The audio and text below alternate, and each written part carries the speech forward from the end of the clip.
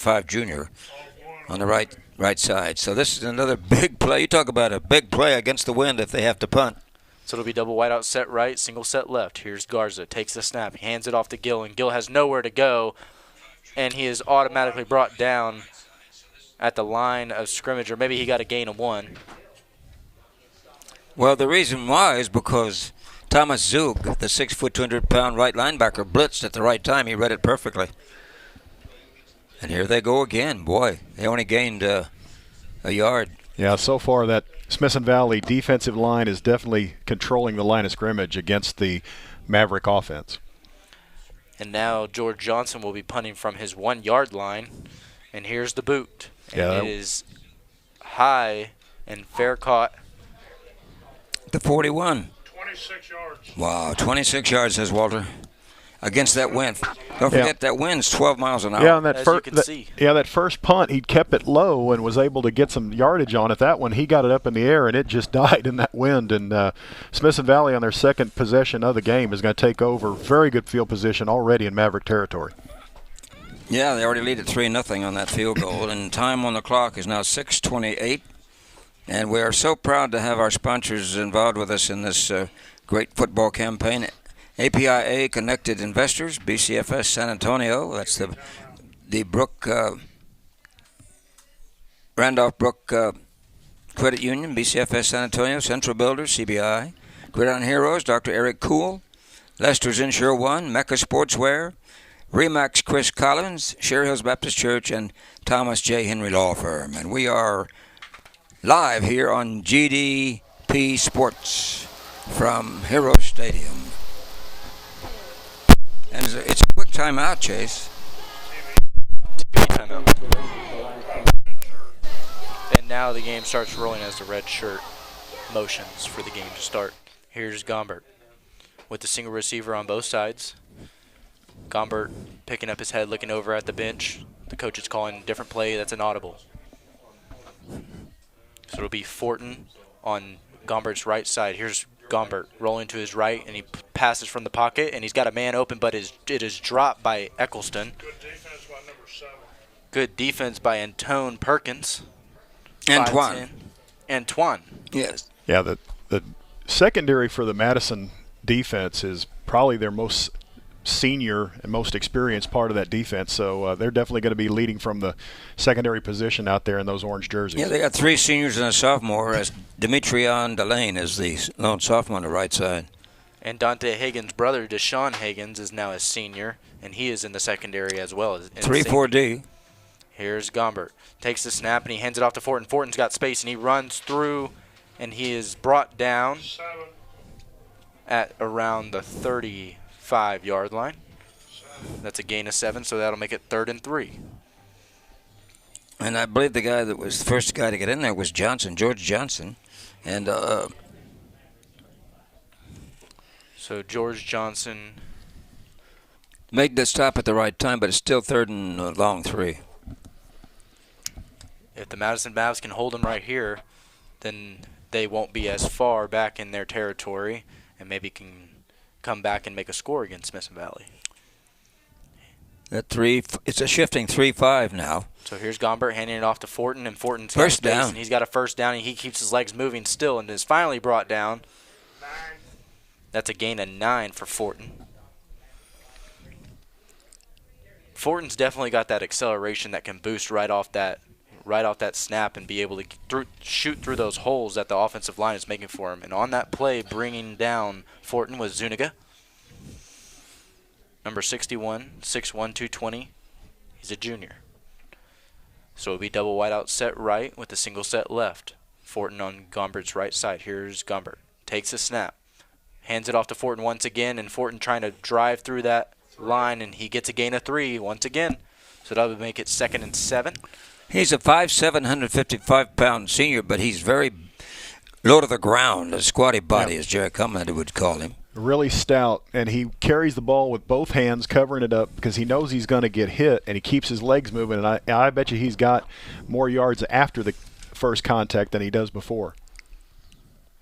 He's got the basic fundamentals down. Double wideout set left. Gombert puts a man in motion, And he flicks it to Eccleston as he runs, and he's to the 5, and he's into the end zone. 23 yards. Almost getting him was Deshaun Higgins, but he just wasn't fast enough to get to Eccleston. He was a missile fired from the range of about 15 yards out, and it exploded into the end zone for a quick, easy 6. So that'll make it 9-0 with 4 minutes 26 seconds left in the first quarter, with the PA attempt awaiting. Kicking the ball will be Rodriguez. Well executed that drive this time. And here's the boot, and it is up high, far, and good to make it 10-0. Smithson Valley in the lead with 4 minutes 26 seconds left on the clock. 5 plays, 42 yards. This is Frost Bank High School football on GDP Sports. We'll be back. The most important team member isn't always playing in the game. Sometimes they hold a clipboard on the sideline. A good coach doesn't just call plays. They instill confidence in the individual and help the team overcome adversity. At Frost, we believe that good coaching in your financial life can accomplish the same thing. After all, if we believe in you and you believe in you, anything is possible. Frost. Opt for optimism. Well, that didn't take long, did it? Early, already 10-0, 4:26 still to play. And going against the wind, the Mavericks have shown no power at all offensively. No first down so far by the Mavericks, and already 4 for Smithson Valley. That last scoring drive, 5 plays, 42 yards, 2:02 off the clock, and culminated by a 23-yard run from Eggleston, making the score 10-0 Smithson Valley. In a little while, we will expect to see the King Kong of the Smithson Valley offensive line, and that is Colton Thompson, 6'7", 340 pounds. He's a 9th grader for Coach Larry Hill. My goodness. He's a big boy, Gary DeLon. So it'll be Rodriguez to kick off. And here's the boot, and it is going deep into the Mavericks end zone, and it is going to roll right out the back of the end zone.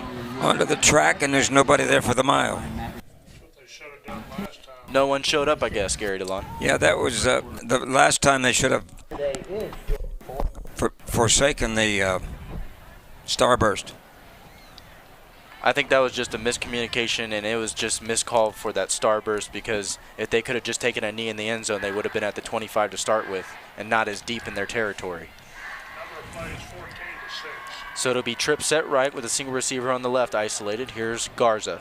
He takes the snap. He's looking to his right on the out flank. He passes it. He's got a man. He catches it, but is quickly pummeled by about 3 Smithson Valley defenders, and that's Navon Cooper with the reception. 5'9", 155, and he's only a sophomore. Pick up 1.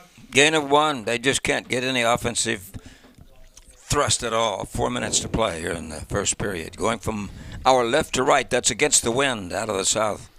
So it'll be trip set left with a single receiver on the right. Here's Garza looking to his right once again, and it's caught, but pushed out of bounds. Making that reception was R.J. Kyle. 3-yard pickup.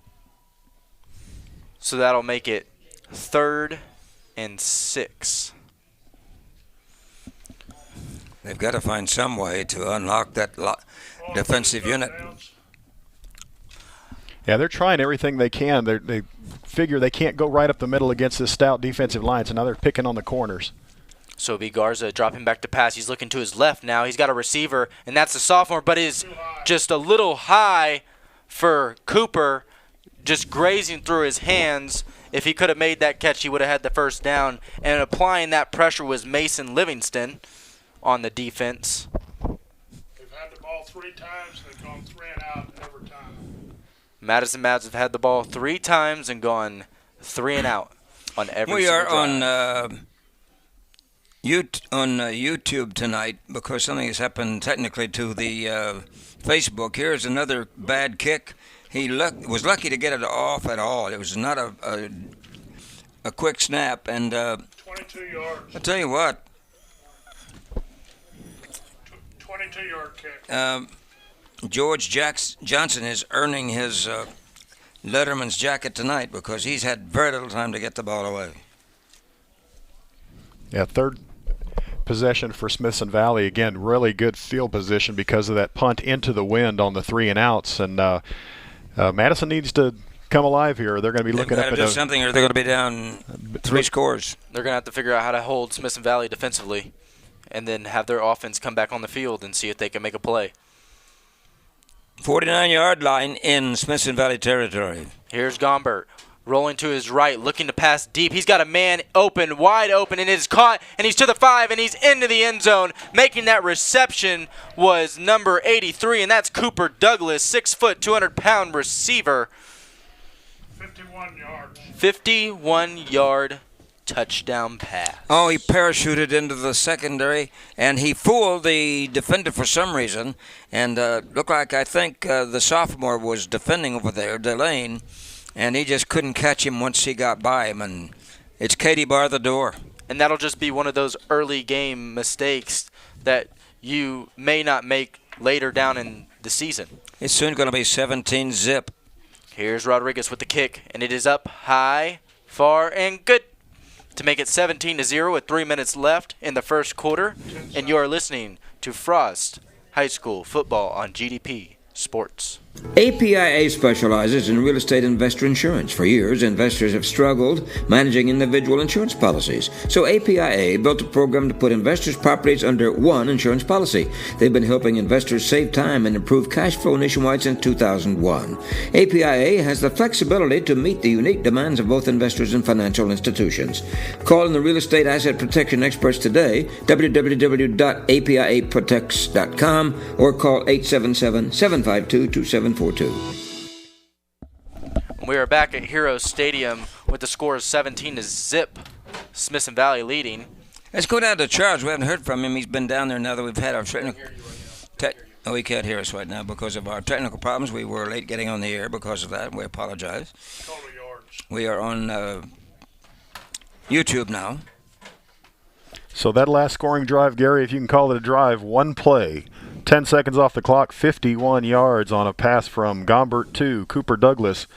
And Madison's looking up at the score. It's 17-0 in favor of the Smithson Valley Rangers. They may be looking up to the heavens because they need some prayer and help right now. Almost 3 minutes exactly left in the first quarter. Total yards, 141 for Smithson Valley, 10 for Madison. And here's another kickoff. This is the third one, right? Third one for Smithson Valley. And it will be Rodriguez again to kick off. And here's the boot. And it is a high and far and deep one, and it's going to roll out of the back of the end zone. One more time. One more time. Yeah, the kicker for Smithson Valley and the punter for Madison so far, they're making their money tonight. Well, the thing about it is the punter from Madison, Mr. Johnson, hasn't had any help because the wind is 15 to 18 miles an hour whipping out of the south-southeast, whereas the kicker for the Rangers, Joaquin Rodriguez, he's had all that wind help. So it'll be double wideout set on both sides. Here's Gill going to Garza's left. Here's Garza taking a snap, and he's got a man open, but oh my goodness, almost intercepted over there. That's Zug. That's Zug. He went out there, read the play, and got a hand on the ball. Maybe he had a pick six in his eyes, but just was able to knock it down for the first down incompletion. Number 2. So the Madison Mavs are going to have to do a better job of Well, they are totally finding the out open of sync receiver right now. Here's Garza with the handoff to Gill, and Gill is just smashed at the line of scrimmage with no gain on the play. And making that hard hit was Darlington Frash. Yeah. That Madison offensive line is getting no push whatsoever. They've got to be able to knock some guys off the ball and give their running backs and their skill position players. You got Martinez 220. Yeah. You have Bowers 220. 265 by Harris. Haddada is 300-pounder, 310. But, boy, they can't do anything. 250 for Raymond Jackson at right tackle. But they have been stymied, stuffed, and stuck. That's 3 seniors and a sophomore on that. Here's Garza dropping back to pass, and Set he's up the being screen. pressured, and it's a screen play.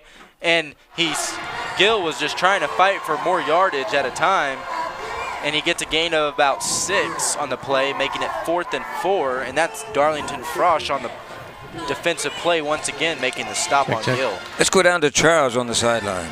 Can you guys hear me? Oh, yeah. All right, and I can hear you. We're all live now. Everything's looking good. I was talking to the trainer, Jason. You guys all know him. Jason York. Yep, he reminded us that they're down last week, so there's still hope in them. That's a good point. Especially when the wind changes.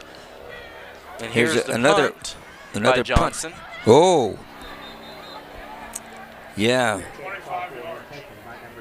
And the fair catch was signaled for and made by Thomas Zug. And it's only 25 yards, but give the kid some credit. It's adversity. When you're facing a wind 15 miles an hour, whipping as it is, out of the south, you've still got a minute 30 to go with the wind behind the Ranger back. So, my goodness. Yeah, the other thing that Madison offense is not doing is helping out the defense. Defense is back on the field again. After just a 3 and out. So they're going to start being a little bit tired even in the first quarter here. They're still in the 3-4. Should be Gombert, the single receiver on both sides, as he hands it off to Fortin. And Fortin's got a little bit of space, and he's got the first down. Yeah, he got 14 yards. Bringing him down was Deshaun Higgins. And the reason he did, because Benka, Bell, and Brooks were blocking on the right side. You could have driven a Ford Hood Humvee through there.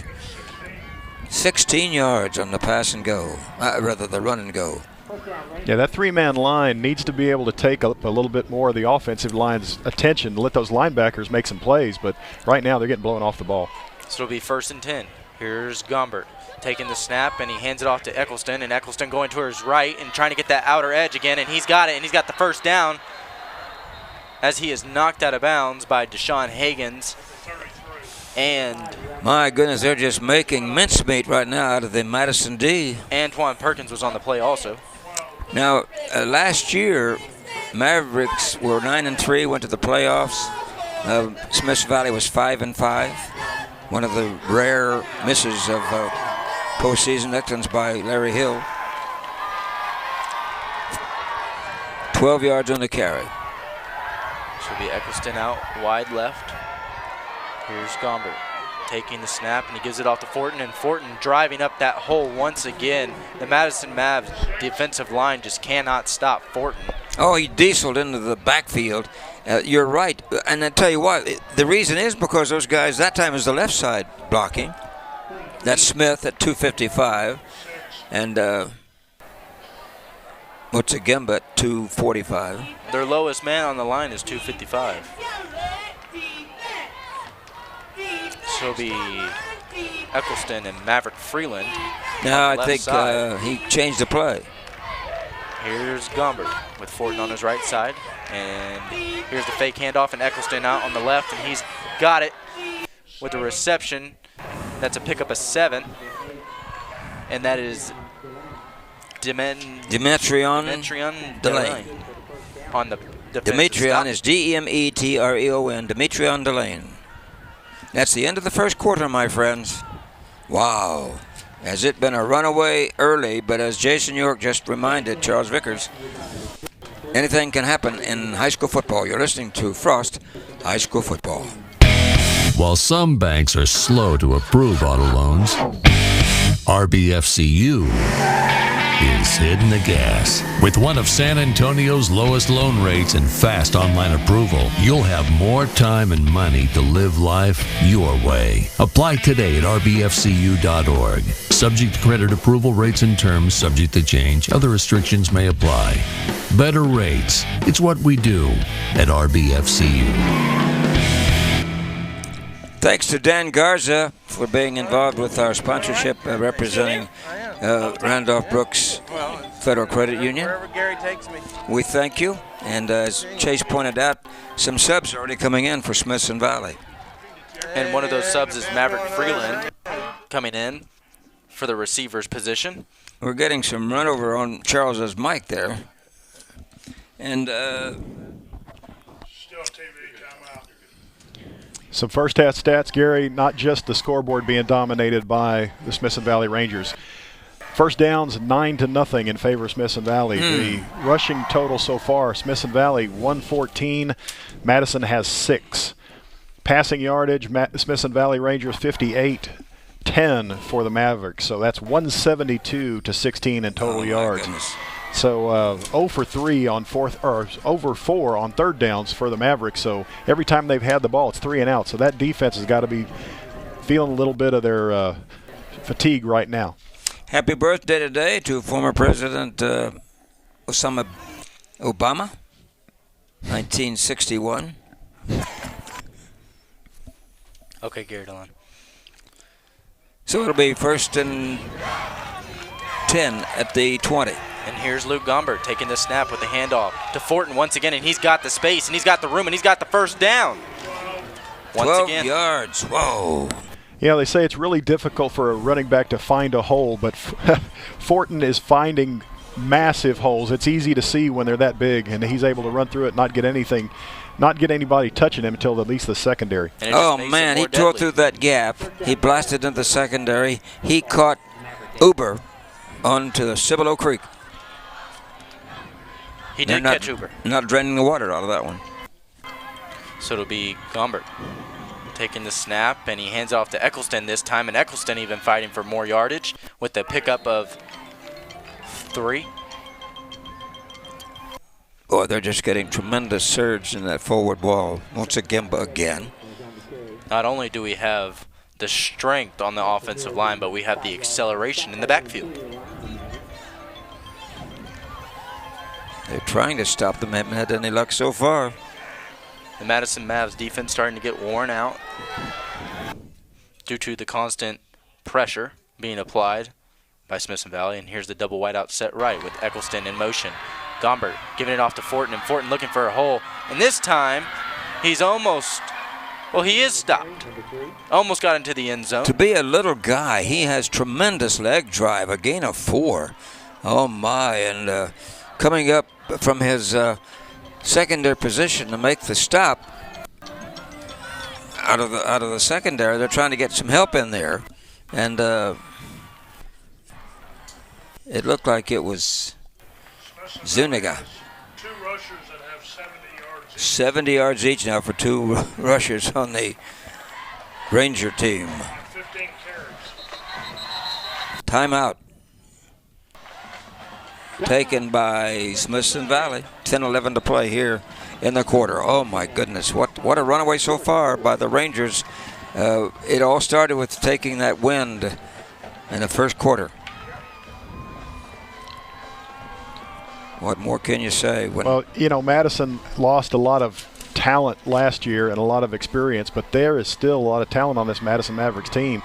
Sophomores and juniors who played, you know, different levels last year, but they're out there tonight. They're really getting and they're shell shocked right now. Yeah, they're getting their eyes opened as to what you know, a veteran team on that Smithson Valley sideline is capable of doing. Yeah, you're right. And boy, they are capable. So, but even then, as this is Thursday Night Lights with Don Harris and Chuck McIntyre and Ricky Z and some of the other longtime members of that crew on gridiron scenes around the South Texas area. Had a nice visit with both Don Harris and Chuck McIntyre before the ball game. Don is the son of Reverend George Harris, who's still doing some pulpit work. He's a pulpiteer personified, that's for sure. What does that mean, Gary DeLong? You'll have to look it up. 17-0's the score here in the second quarter. By the way, let's say hello to Lon Oakley. Yesterday was his birthday. Was it really? Yes. Now he said all his grandkids came down and surprised him yesterday. He's 72 years old. Happy birthday to my son-in-law, Robert Holly, who was 56 yesterday. And he hates his birthday. Ready to go. Right, it's been a gift package wrapped up for the Rangers, and they're about to score again. So it'll be Freeland and Eccleston on the same side on the right. Here's Gombert taking the snap, and he gives it off to Fortin, and there's nowhere for him to go. The Madison Mavs applying that pressure on the defensive line. And Taylor Brooks, for the first time, was unable to open the hole. That 255-pound senior center. It's a loss of 1, Chase. Loss of 1. So here you say, do you want to go for a field goal or do you want to go for it? If the Madison Mavs can make the hold, that would be a substantial play for the defense. Well, when you're down at the 2, you lead by 17, go for it. And they are. So it'll be the same formation with Eccleston and Freeland on the right. Whistle on the field. Yeah, some confusion on the Mavericks sideline, so Coach Hill just came up and took their second timeout. Keep that play clock from going out. Let's go down to Charles. Well, 3 straight plays there. The Mavericks were able to hold off that powerful offensive line for just a net gain so far of 4 yards in 3 plays. So really the best stand so far we've seen from the Mavericks. Tomorrow night we'll be over at Comalander Stadium on the GDP Sports Facebook. Tonight we're on YouTube. So we'll be there tomorrow night for the Roosevelt game against Laredo Alexander as Sergio Salinas brings his Bulldogs up from Laredo. And we'll probably see a good game tomorrow night. Roosevelt has some speed. They're 2-0 thus far. Both of these teams are 1-1. But, you know, coaches always want to play the toughest pre-district games they can find, the opponents, and these are pretty tough teams right now. Yeah, Madison doesn't shy away from pre-district games and tough opponents. I mean, they're just playing anybody up in that 26-6A division. You're going to get a handful no matter who you play. Well, both teams have consulted and conferred with the coaching staffs. Now it's ready to go at the 2, 4th down. Chase. So it'll be double wideout set left. Here's a snap by Gombert. And it's to Fortin. There's a flag on the play, and it is actually a fake handoff, and the intended receiver on that pass. But, Charles, somebody may have been offsides. Well, it's tough to see from this side because it was happening on the other side of the field. But just a lot of confusion as well in the Smithson Valley backfield. Just a busted play from their side point. They'll be lucky if they get a penalty to their advantage. It looks like the Mavericks think they were offsides. Yeah, there was a second flag that came in late, Gary. One of the Madison players looked like he kicked one of the Smithson Valley players on the floor or on the ground there, and that second flag will probably be a you can't do that.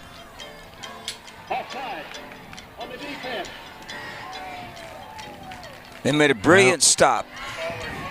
That's all they called so far. Yeah, so it's going to be half the distance. I'll give them another chance at it on 4th down. Well. Oh, here it goes. Oh. Offsetting penalties. Well, that was fortuitous in a way. Both teams had personal fouls of unsportsmanlike conduct. Kind of a break there for Madison. It was. If it was against Madison, they would have got an automatic first down and had 4 cracks at it from inside the 2 there. But just to half the distance and give them another chance on 4th down. So that Madison Maverick defense has a chance to hold again. 4th and still 2. And if they make the stop here, then that would be a significant stop. Mavericks are in their home orange uniforms, orange jerseys and trousers, white helmets, and of course the Rangers in their traditional traveling white jerseys and dark blue pants. And here's the play. So it'll be Freeland and Eccleston on the right as the crowd is starting to pick up. Here's Gombert putting Eccleston in motion, and Eccleston gets that handoff, and he's into the end zone. Yeah, well, somebody missed the tackle. At the 2-yard line, Anthony Zuniga missed the stop. Eccleston has that fleet feet and quick acceleration that can just burst around on that reverse play and get into the end zone on that far side. Actually, it wasn't so much the blocking as it was the missed tackle. Yeah. That's what gave him. Yeah, they had him. TD. They had him dead to rights there. So it's already 23-0, my friends. With 9 minutes and 25 seconds left in the second quarter. Will you pack up to tent and go home? And here's the PAT, and it is up, high, far, and good. Scoreboard reads 24-0, Smithson Valley. Is this where you become overconfident? Is this where you just pray to get out of the game? I don't know. Well, last week, Gary, we had a 20-3 halftime score, so tale of 2 different halves. It's a 2-yard run. It's 24-0. We'll keep it right here. And yeah, that scoring drive, Gary, 9 plays, 56 yards, 4:05 off the clock, 2-yard run for Greg Edelston. That's his second of the night. Makes the score 24-0 in favor of Smithson Valley. Gary, 4 possessions for the Smithson Valley offense, 4 scores. And what is the total offense the Mavericks have? Still sitting at 16 yards. 4 3-and-outs for the Mavericks. No, not one first down so far. They've got to do something to turn it on here. They've got to score at least once or twice before halftime. You got 9:25 to play in the second quarter. Oh, my. This is not the game you want on Thursday Night Lights under the incandescents, I'll tell you that. Yeah, Madison has talent. Madison is somewhat the same talent as Smithson Valley is, but tonight they just can't get on track, and it just seems like everything they try isn't working, and everything Smithson Valley tries does work. That's the story of my career. Really? Didn't know. So we're ready to go. So you've been starting stuff for 60 years? Yeah. Yeah. Trying.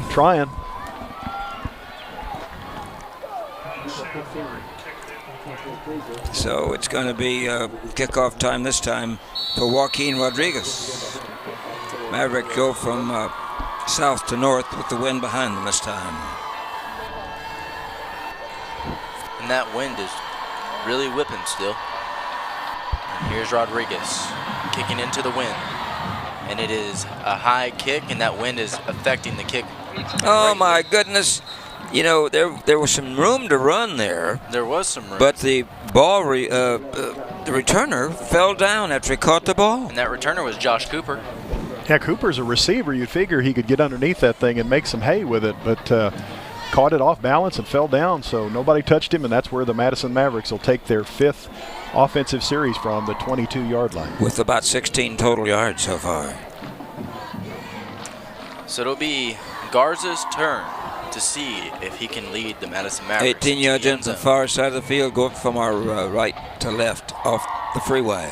Here's Garza with the handoff to the new running back in, and he's got room, and he takes some hits, and he's got the first down, and making that amazing run was number 15 for the Madison Mavs, and that is Anthony Cleaver, senior, 180 pounds. Beaver Cleaver on that play. Beaver Cleaver. He broke the dam, and that's the longest run of the night.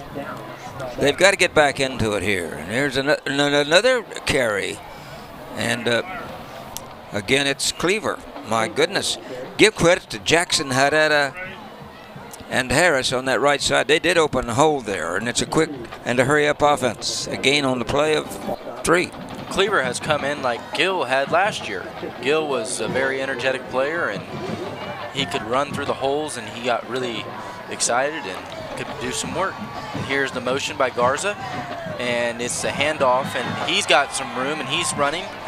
As you can see, the speed is being shown on the field. Yeah, that's Devon Cooper, but he couldn't get free. Now one of those Smithson Valley Ranger defenders was able to set the edge and made Cooper turn back up, so he couldn't get the sideline, and then the rest of the defense was there waiting to help. But Charles, it does show they've got some fleet feet. Yeah, they sure do, but Smithson Valley is doing a good job of containing them, like Mark referred to. Garza puts a man in motion, and here's the handoff to Cleaver once again, and it's a fumble. And that was a lucky play. Oh, was it ever? Ball fumbled out of bounds. That was Caceres trying to run with it. My goodness. Yeah, it was Cleaver, and he'd run it the previous 2 times, one successfully and one for that short gain. That short gain, he seemed to carry the ball pretty loosely, so I wasn't surprised to see it punched out there. So that'll put him back 4 yards behind the line of scrimmage from where it was. And George Johnson will kick it again. Here's the punt with the wind this time, and is going higher and a little bit far. There. 24-yard line. Much better on with the wind, 39 yards, no return. Well, they showed just one brief spark, and then they found out that the wire was wet and they couldn't gain any more.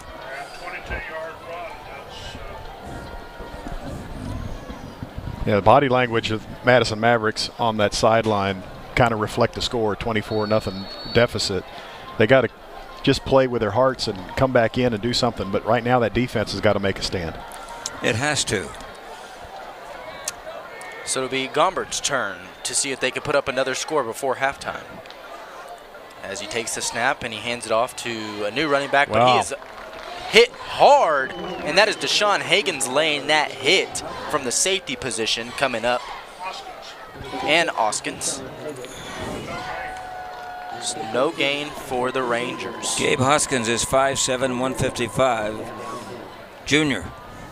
So that'll make it 2nd and 10. 7:30 to play in the quarter. So far, it's been a Ranger runaway. So it'll be double wide out set right. Here's Gombert. As he looks to his left for an open receiver, and he bullets it in, and he's got a man, and it is caught. And making that catch was Chandler Cole. Boy, Bullet was right, because he rifled that shot, and it was only a 7-yard pass, but I bet you that receiver's hands are hurting after that. Yeah, and that was Bo Walter on the tackle, and he was actually having good coverage, so was able to make the tackle, but it's 3rd and short. So that'll make it 3rd and 1. Here's a single receiver on both sides. Here's Gombert. As he counts, he looks over to the sideline now. As the coach motions for another play, they see something. He'll have to hurry. He may get it. Here's Gombert taking the snap, and he hands it off to Gabe Hawkins. And he's got the first down. 11th first down. And making the stop in the secondaries, he had to come up from a position that he was about to be stripped of. And that was the young man who was not the starter, but he made a good stop on that play. So here Dante Wilson. Gombert taking the snap once again, and that is a handoff to Hoskins, only for a gain of about 1. The Madison Mavericks defensive line is starting to pick up on the holes that Fortin was hitting a moment ago. So it'll be 2nd and 9. Yeah, I think Fortin's on the sideline and Hoskins is in there right now, and it's not because of an injury. I think it's just because of the score. They're giving some handoffs to the junior running back. And this is the time where you get to, maybe get a little more experience under your belt. So here's Gombert handing it off to Hoskins once again, and he's got a little bit more room this time, but is brought down. Good stop. Coming up from his defensive position on the left side. Great stop by Antoine Perkins. And that was definitely a good stop by him. He got the upper shoulder pad and pulled him down on the ground before he could get to that outside. So that'll be a no gain once again, and that'll make it 3rd and 9. Clock reads 4:50 in second quarter. 30-0. Rather 24-0 in favor of the Rangers of Smithson Valley. So the Rangers will have to do something here if they want to get the first down and keep on going with this drive. And here's Gombert. He's stopping back to pass. He's got a man deep, and that's Eccleston. And Eccleston is found, and it is caught. And he is down to the 10-yard line in the Madison Mavericks defensive territory. I tell you what, Lewis Henry just couldn't get there in time. He's a 5'9", 170-pounder, and he couldn't get back to prevent that reception, and sets up another big score.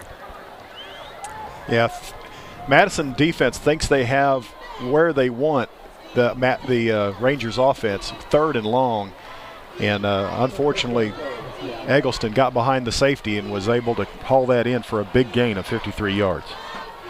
Cooper Douglas has come in at wideout now. So it'll be Gombert. And there's a flag on the play. I believe it was a missed signal by Devin Smith over at left tackle. Yeah, Devin Smith heard the snap count was 1 and the rest of the offensive line was on 2, and he jumped up and he's going to get the flag. First penalty of the night, 6'3", 255-pound body. Once you start to move, it's hard to stop. So there's 4 minutes and 10 seconds left in the second quarter. The ball is on the 15-yard line, and it'll be Gombert's turn. 24-0 to score. To try to put it into the end zone once again before second half. Here's Gombert handing off to Fortin. Fortin back in the play now. And he is quickly brought down, only gain of about 2 yards. The defensive line is starting to catch on to the running backs. Deshaun Higgins came up with the ball, but it had already been blown dead. So Smithson Valley runs that clock down a little bit more.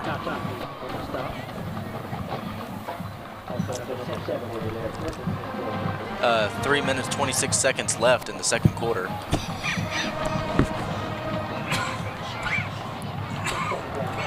The play clock is down to 9 seconds. Gombert's going to have to get it off with a double wideout set right. And here's the whistle. Yeah.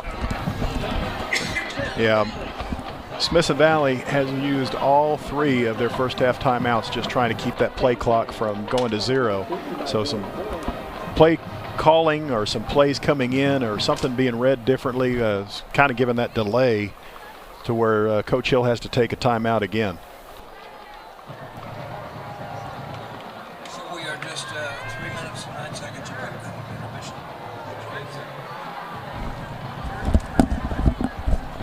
It would help to put the microphone up to my mouth. I think I'd know that by now. 3:09 to play in the second. You're just trying something different. Yeah, I think you're just trying to get a little... I don't have a cough button, and that's the reason I was taking my microphone out of my mouth. Well, here's the cough button. Jennifer Hudson has a birthday today, 1981. She was born. And how about this one?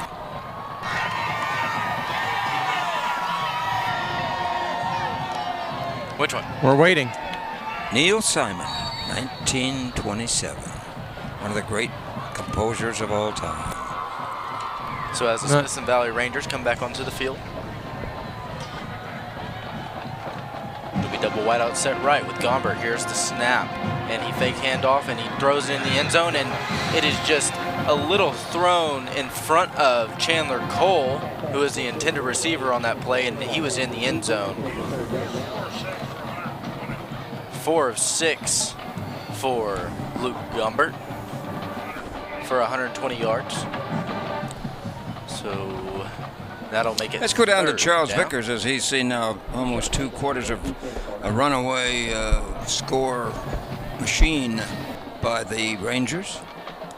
Is impressive. And you guys mentioned it earlier, the size is a big factor, but Madison stepped it up these last 2 possessions. They've slowed them down just a little bit. See if they can keep them out of the end zone here.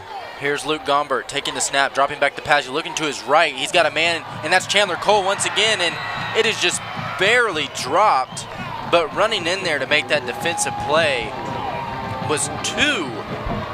And that is number 1, Nevon Cooper, who is playing a little bit of defense for the Madison Mavs now. Yeah, And also, Cooper was kind of playing center field on that one. Really had that ball. His own teammate knocked it out of his hands, and just a good read by Cooper. and that's Bo Boucher.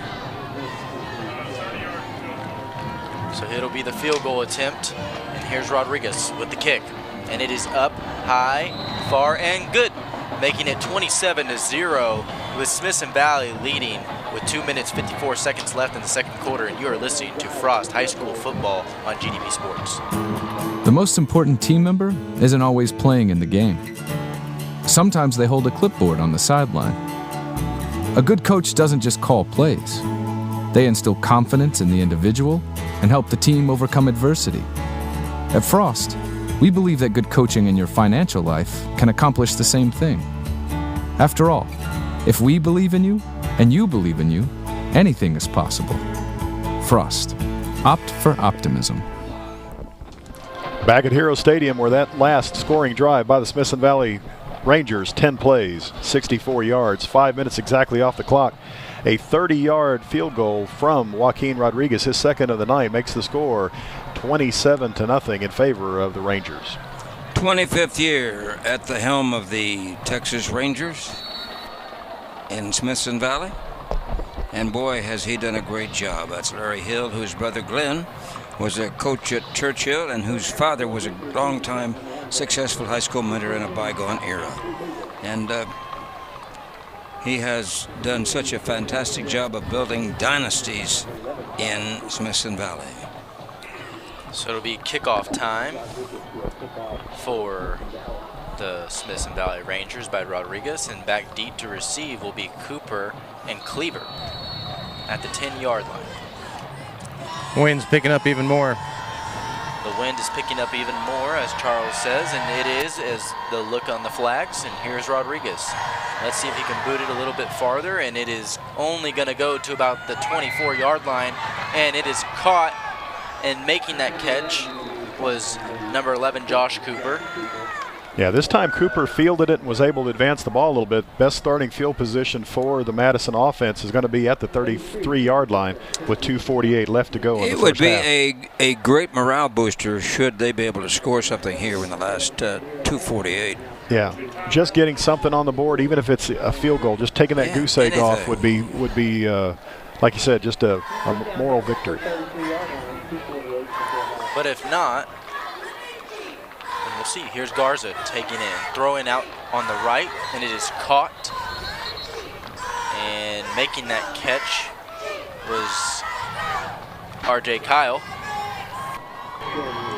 6 foot, 180-pound junior. So that'll be. But it didn't stop the clock. 2nd and 6 for the Madison Mavs. Here's double wide out set left, single set right. Here's Garza taking the snap, looking to his right once again. Same play and same person on the reception, and that is R.J. Kyle once again. Yeah, it depends on where they spot the ball on that, because Kyle is right near the first down marker, and they're not going to give it to him, though. No, they're not going to give it to him. They're going to say he's 1 yard short, setting up another third down. Yeah, Kyle took a hard hit on that one, kind of shaking up. Kind of knocked the wind out of R.J. Kyle. So it'll be the same formation. He's a 175-pound senior. Making that stop was Mason Livingston also. But he was way short. So it'll be 4th down for the Madison Mavs. About 3. And punt time with 1 minute and 38 seconds left in the second quarter. So it'll be. And George Johnson is telling his players to cool it and give him time. Now there's not enough time, so he has to call a timeout. 1:26 to go, and this is one of those, anything that can go wrong has gone wrong for the Madison Mavericks. You know, Smithson Valley hasn't been perfect on the other sideline, but Madison is just not able to take advantage of anything so far. They can't do anything.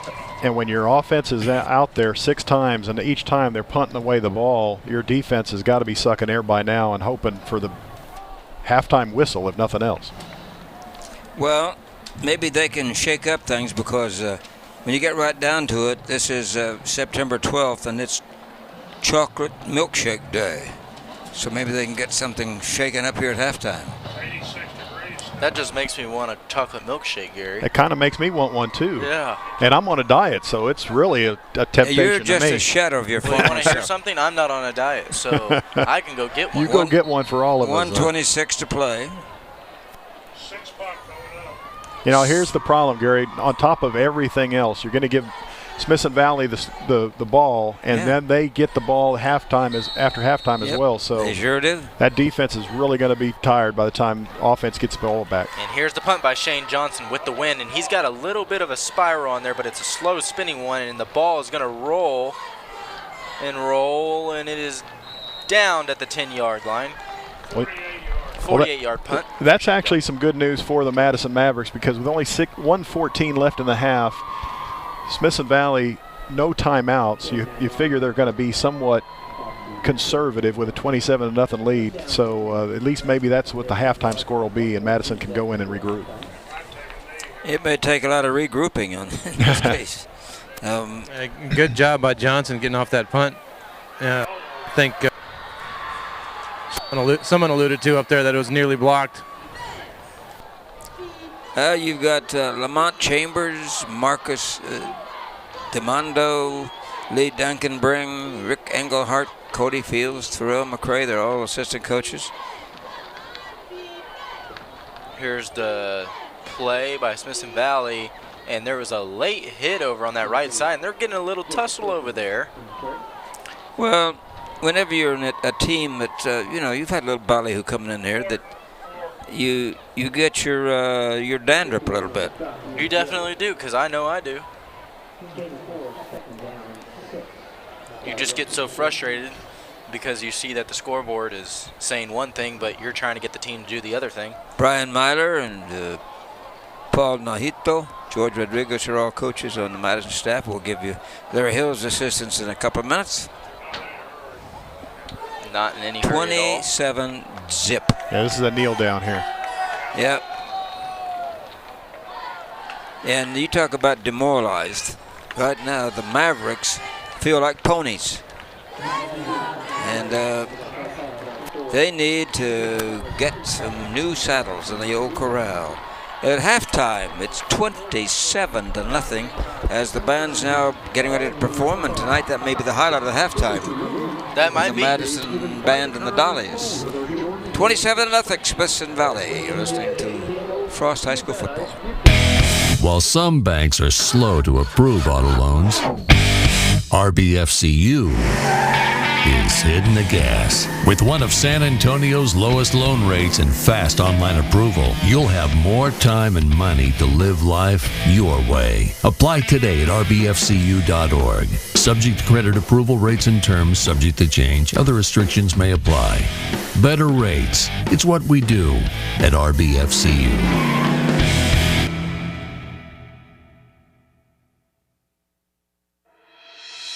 Hard work, dedication, commitment. Qualities that are found on a winning football team and qualities that you should look for in a contractor. Central Builders has conducted their businesses by these qualities for 25 years. The dedication has resulted in coast-to-coast clients who aim to build, remodel, and restore their large and small businesses. Many school districts and grocery chains, such as H-E-B, have selected CBI as their first string to implement and improve existing structures as well. Call CBI 210-590-0235. According to the National Highway Traffic Safety Administration, more than 100 Americans die each day in traffic crashes, and thousands more are injured. If you were injured in a car crash, call Thomas J. Henry. Thomas J. Henry handles serious auto accident cases and gets serious results for injured clients. Start your free claim today at tjhlaw.com/radio. That's tjhlaw.com/radio. San Antonio, Texas. Every family wants the assurance that their most valuable possessions are protected and secure for the future. That's why you need the most insurance coverage that budgets can afford. Even though his company is headquartered in Texas, John Lester is expanding his company from coast to coast. He has recently added several major insurance companies to better serve his growing clientele. You are protected from hurricane, fire, auto accidents, even a polar bear attack. John Lester once played linebacker for the Bastrop Bears, knows the importance of insurance. Call John Lester's Insure 1-210-541-9771. Back at The most important Hero Stadium, and we now are watching the giant band from Smithson Valley march onto the field with their splendorous uniforms, and sartorial splendor is very prevalent, and these kids are all work really hard during the year. They work probably more practice hours than football teams.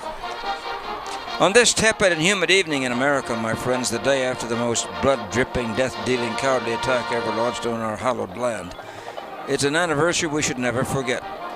The 2,998 innocent victims and the dozens of public servants who died from the aftermath are forever inscribed into the hearts, minds, and history books of this Christian nation.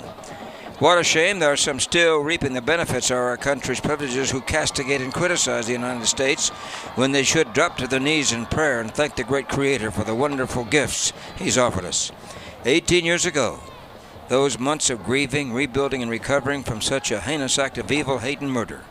We are so proud to constitute our relationship with fellow Americans, God-fearing, Lord-loving citizens who can gather in such a place tonight to say to our compatriots, God bless America, and with activities like this game this evening, can continue along the path of rehabilitation and resurrection of spirit, love, and recovery. Tonight, it's another chapter in the novel of competition where so many coaches, educators, men and women in uniform, and parents of Texas youth can come together to plan and build.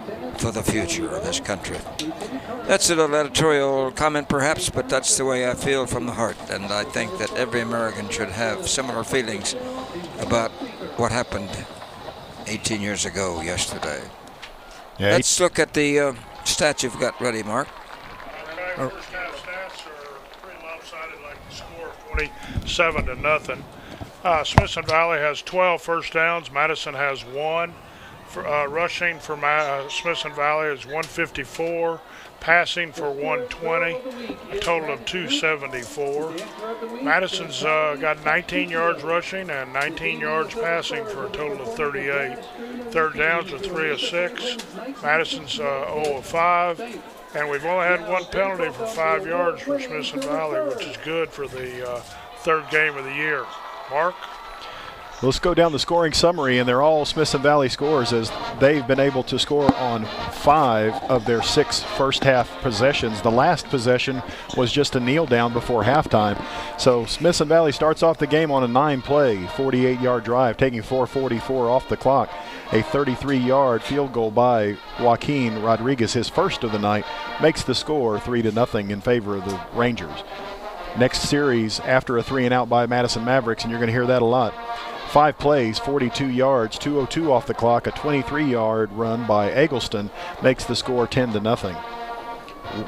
Later, after a 3-and-out by the Madison Mavs, a 1-play, 51-yard touchdown pass takes 10 seconds off the clock.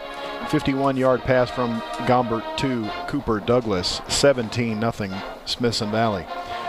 Later, the 9-play, 56-yard drive. 4:05 off the clock. A 2-yard run by Greg Eggleston makes it 24-0. That was helped out by a Madison offsides penalty on 4th down, keeping them from being able to score, but then they got a second crack at it and were able to score down goal line. The last scoring opportunity for Smithson Valley, a 10-play, 64-yard drive, 5 minutes off the clock. A big 53-yard pass to Eggleston from Gombert, and it only ends up with a 30-yard field goal attempt by Joaquin Rodriguez. And that's where we are right there, 27-0 at halftime. And we are at Heroes Stadium, and of course, this Thursday night football will be on hand from Cumberland Stadium tomorrow night with the Roosevelt Rough Riders against the Bulldogs from Laredo Alexander. Before the game, just a few moments before we had a chance to describe the kickoff for you, we went down to the field and we visited with one of the really great young coaches of NAISD, and it was Blaine Peterson, and it's queued up and ready to go, and he's such a nice young man, and I enjoyed visiting with him, and we're going to have that conversation in just a moment. But first off, happy birthday today, born in 1943 on this date, Geraldo Rivera, as if anybody really cares about Geraldo's birthday, but he's a nice guy. And also 1872, it was the birthday of Calvin Coolidge, and that's a forgettable day we'll remember. And also 1981, Meghan Markle, the, I guess, way down the line in British royalty right now, and one of my favorite all-time entertainers, born on this date in 1901, Mr. Satchmo Louis Armstrong. Are we ready to play that now? Let's go.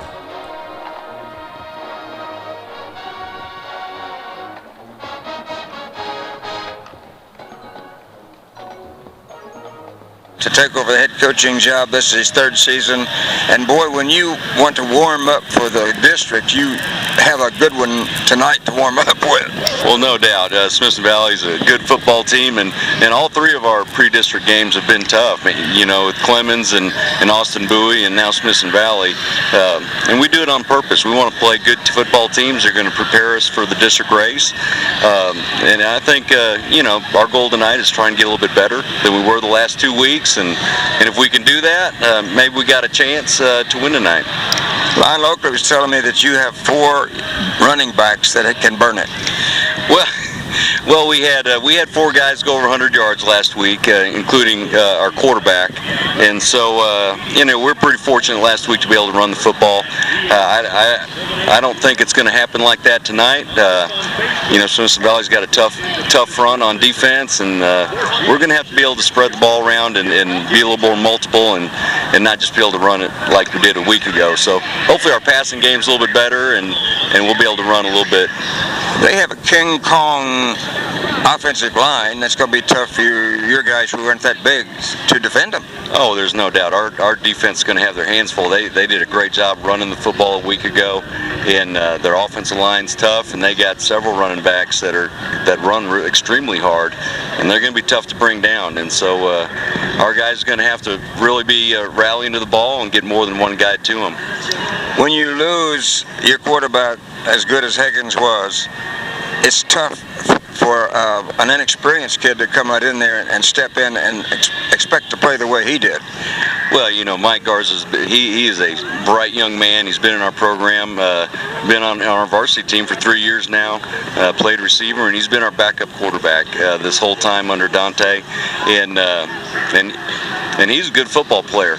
Dante was great for us, but we're expecting Mike to be a good leader this year and do a great job on the offensive side of the ball, and he can definitely run. Rushed for 100 yards a week ago, and he has the ability to throw the ball. So we expect him to be a good player all year.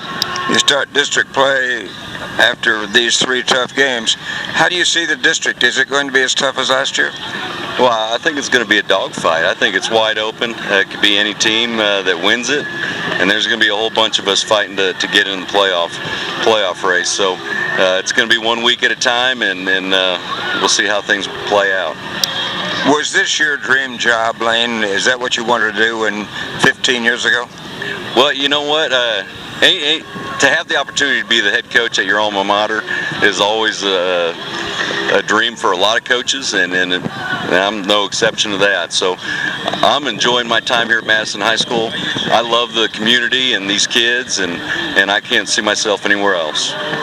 Good luck tonight, and we'll be talking with you in a couple of weeks again. We have you again on our GPS Sports Network. Well, I'm looking forward to it. I look forward to seeing you more at all the games. Blaine Peterson, you're listening to Frost High School Football on GDP Sports. Thank you, sir. Yes, sir. Thank you. The most important team member isn't always playing in the game. Sometimes they hold a clipboard on the sideline. A good coach doesn't just call plays. They instill confidence in the individual and help the team overcome adversity. At Frost, we believe that good coaching in your financial life can accomplish the same thing. After all, if we believe in you and you believe in you, anything is possible. Frost. Opt for optimism. There's 3 of us. There should be 3 of us on live. We're live.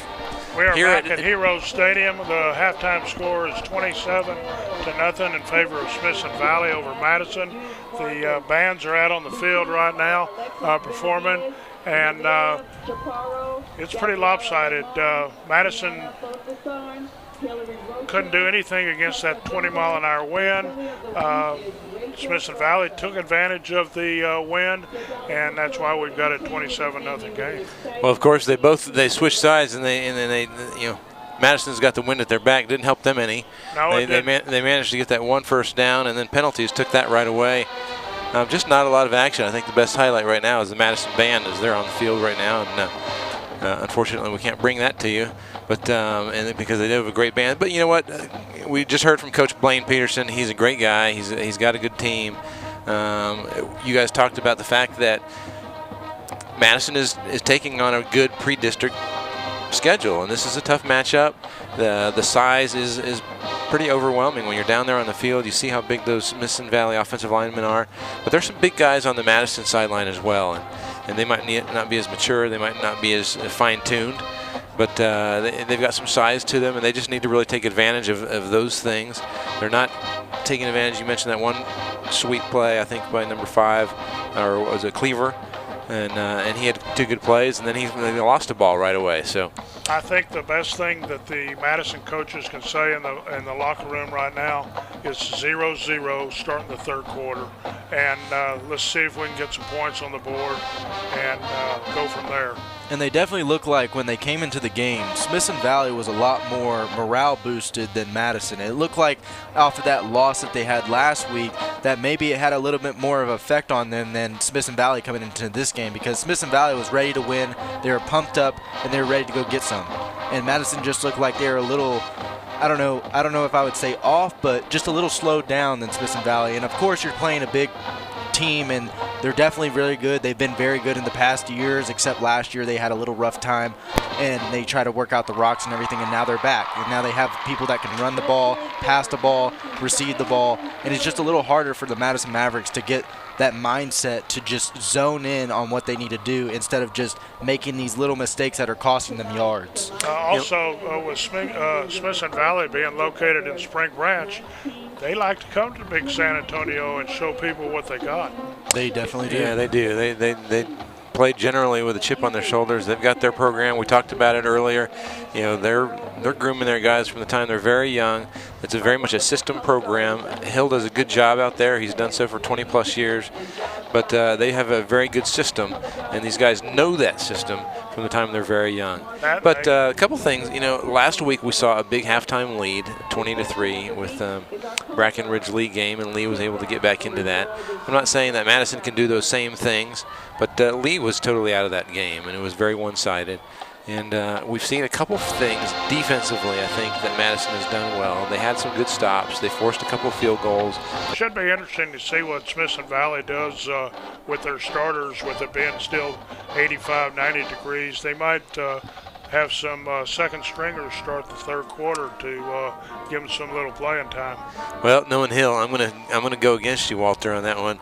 And I think that he's gonna put people out there, and he's gonna want to put them away early, particularly the first couple of drives probably of the third quarter. We're going to see the regular Smithson Valley guys, and he's going to want to build a little bit on this lead. And then I think what you said, we'll see some replacements come in after that.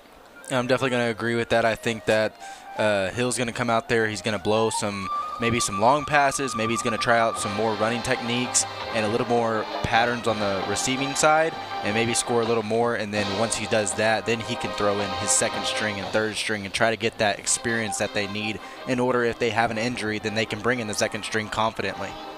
They've only thrown 7 passes. They're 4-7 passing for Smithson Valley, and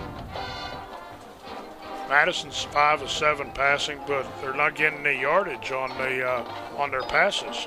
Yeah, Madison hasn't thrown the ball up the field yet, and whereas Smithson Valley is taking the ball deep. Gary wants us to take a dinner break here real quick, so we're going to enjoy a hot dog, and we're going to take a commercial break. You're listening to Frost High School Football. In 1984, high school students were dancing to the song Hey Mickey. That same year, Sherry Armstrong opened Mecca Sportswear to provide those students with quality leather jackets along with all district and all state patches. Well, now, 3 decades later, Sherry and her family are still providing custom leather jackets and award patches to South Texas' greatest student achievers. Call toll-free 844-HEY-MECCA. Hey Mecca, 844-HEY-MECA. In 2017, more than 4,700 people were killed in crashes involving large trucks in the U.S. Semi-trucks, which weigh 20 to 30 times as much as passenger cars, can cause severe injuries in the event of a wreck. If you were injured in an 18-wheeler accident, call Thomas J. Henry. Thomas J. Henry handles serious trucking cases and gets serious results for injured clients. Start your free claim today at tjhlaw.com/radio. That's tjhlaw.com/radio. San Antonio, Texas. Every San Antonio family has a dream to live in their own castle. There's one San Antonio real estate expert who can fulfill that dream, and he has provided many wonderful kingdoms for hundreds of home buyers in South Texas. Chris Collins of RE/MAX Preferred has been the realtor selected by families that want to make that dream a reality. He'll provide the expertise and confidence to purchase the home that's your address for future happiness. Call Chris at RE/MAX Preferred 210-213-2432. You don't have to be a frequent flyer to know the best rent-car location in San Antonio. Budget Rent Car is a locally owned company that provides a fleet of new automobiles and a staff of professionals who have served the thousands of travelers who want quick access to the airport, reasonable prices, and available quality vehicles. That's one name that stands out in the San Antonio rental business. Budget Car and Truck Rental on Sandow Road, just east of 281 North. Phone 210-824-0737. Budget Car San Antonio. We're back at Heroes Stadium at halftime as the Madison band is now performing, and it looks like they're making the Madison M and walking off the field as they put on a good performance. And there is about 6 minutes and 20 seconds left in halftime. So back to what I was saying about the Madison Mavs coming out and having to play a little bit harder, maybe with a little more morale. I think that if the Madison Mavs come out to play a little bit more offense and try to keep that defensive defensive players off the field, then they'll maybe have a little more successful time at maybe trying to get some runs, trying to get some passes, maybe looking for some different looks that they haven't looked at yet, maybe throwing in some new play types and trying to get into the end zone to fight that score that is now 27-0. And Smithson Valley is up, and they're going to have to do something, or else Madison Mavs are going to take the defeat on this one. Well, you're right, Chase. They do have to do something differently. I think they have some intensity on the defense, but they've got to get some stops. They've got to, hopefully they come out with a little bit of energy here, and then their offense has got to give them some time. So even if the offense just gets one first down, then that's better than 60 seconds and kick it. And so, like you said, their offense has really worked against them up to this point, and it has really been a weapon almost for the Smithson Valley offense. So if they can just come back and control the clock just a little bit, get their defense a little bit of momentum, if the defense can make a stop in this initial possession that Smithson Valley has, then we might see a different ball game. But if Smithson Valley is able to take the ball down the field and score this opening kickoff of the third quarter, then it's probably going to be a longer night for these Madison Maverick teams. Looking ahead in the district play, I think I agree with the coach from Madison saying that this district is wide open this year. Reagan's down a little bit. They're 0-2. And Churchill's 1-1, and Johnson's 1-1, and you just got to take 1 week at a time. That's a win for us, and I can't wait for district to start. I think it's good. Roosevelt's 2-0 already, and we have them tomorrow night down the street at Comalander playing a pretty good Laredo Alexander team. They usually have a pretty good team from the valley, and we'll just see what happens this year. Yeah, I think you're right, Walter. It is going to be a really exciting district matchup. There is really no front runner this year. We saw a lot of changes last year. Madison did extremely well. Roosevelt is playing extremely well right now prior to district play. And like you said, anyone can win this district right now. I think there's in the past there's been games where we could look at on the schedule and that team's not going to win, or that team's not going to beat that team. And well, look at last week. Lee came back and beat Brackenridge, so we don't know how good Lee can be this year in district. Maybe they'll surprise some people. And they definitely did do a little tweaking. I mean, they were trying at the first half, but when they went into halftime, that coach said something to them that made them just spark up, get motivation, get happy, get excited, get ready to tear someone's head off on defense.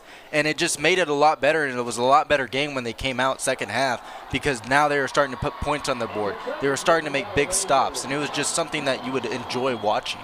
Some teams, like Smithson Valley, Larry Hill's not going to let them slack off, I don't think, in the second half. And maybe that's what Brackenridge did last week with a big lead. We're 3 scores ahead.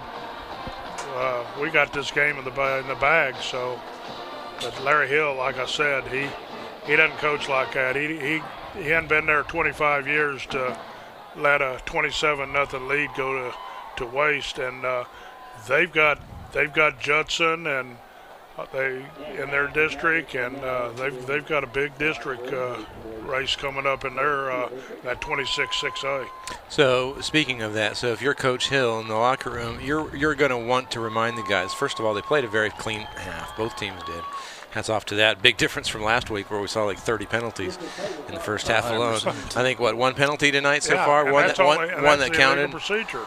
And so, good, clean game. So I think if you're George Hill, you remind the guys, okay, you've done things well. Let's protect the ball. Let's pound away. They've got the size, and I think if they do, just stick to that. Throw a couple deep balls just here and there. Probably not if the wind is in their face, but look for that deep ball, regardless of the down situation, once they get the wind at their back once again. We might even see the freshman for Smithson Valley, who's 6'7" and 340. We just might. He's a We big haven't boy. seen him yet. We haven't seen him yet on the field. I definitely haven't seen him, but I would really enjoy. Oh, we've seen him, but we're not playing. Not playing, Yeah. but we've seen him standing on the sideline. We've seen him in warm-up, but I would like to see what he does on the field. Yeah. And I would like to see how the Madison Mavericks defensive line just tries to stand him up and try to get past him. And I think he's going to be using one hand against one and the other hand against another. Yeah. Yeah, they got some big boys over there, and like we said, some of them aren't even playing. We're going to take a quick commercial break as the players come back onto the field. At least the Madison Mavericks players are back on the field, and we'll be right back with Frost High School football. The most important team member isn't always playing in the game. Sometimes they hold a clipboard on the sideline. A good coach doesn't just call plays. They instill confidence in the individual and help the team overcome adversity. At Frost, we believe that good coaching in your financial life can accomplish the same thing. After all, if we believe in you and you believe in you, anything is possible. Frost. Opt for optimism. Dr. Eric Kuhl played high school football, and he knows the importance of keeping your body in good condition to maintain perfect health. He also realizes that a portion of that health is maintaining dental hygiene. In today's society, your teeth are as important as eyes and ears. Gum disease can lead to other physical problems, and Dr. Eric Kuhl can advise, counsel, and demonstrate the best methods of dental maintenance. The office accepts most dental insurance policies, and you'll find a new friend, compassionate doctor as well. Call Dr. Eric Kuhl for an appointment at 210-496-1711 on 281. And don't forget, it's cool to have a great smile. Some people know me by Smitty. Most people call me Mr. Smith. One day I went to Randolph Brooks Federal Credit Union. Ever since that day, I developed a relationship with Randolph Brooks Federal Credit Union that was second to none. I like RBFCU because they create a stress-free environment. It's all about relationships. Better banking. It's what we do at RBFCU. Join today at rbfcu.org. Membership eligibility required. Written terms subject to change.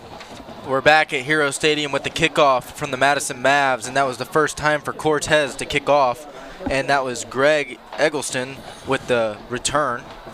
So the ball is placed at the 39-yard line going from my left to right, and it will be 1st and 10. Yeah, a little pooch kickoff there by the Madison kickoff team, and now the defense has to do something to get the tide turned here in this 27-0 game. It's going to be a tsunami if they don't. Here's the handoff to Fortin, and Fortin tries to burst up that left side, but is quickly brought down by number 61, and that's Zuniga. He's the nose guard. Yeah, a little Mavs. trick on that play is Fortin is usually the one who's going.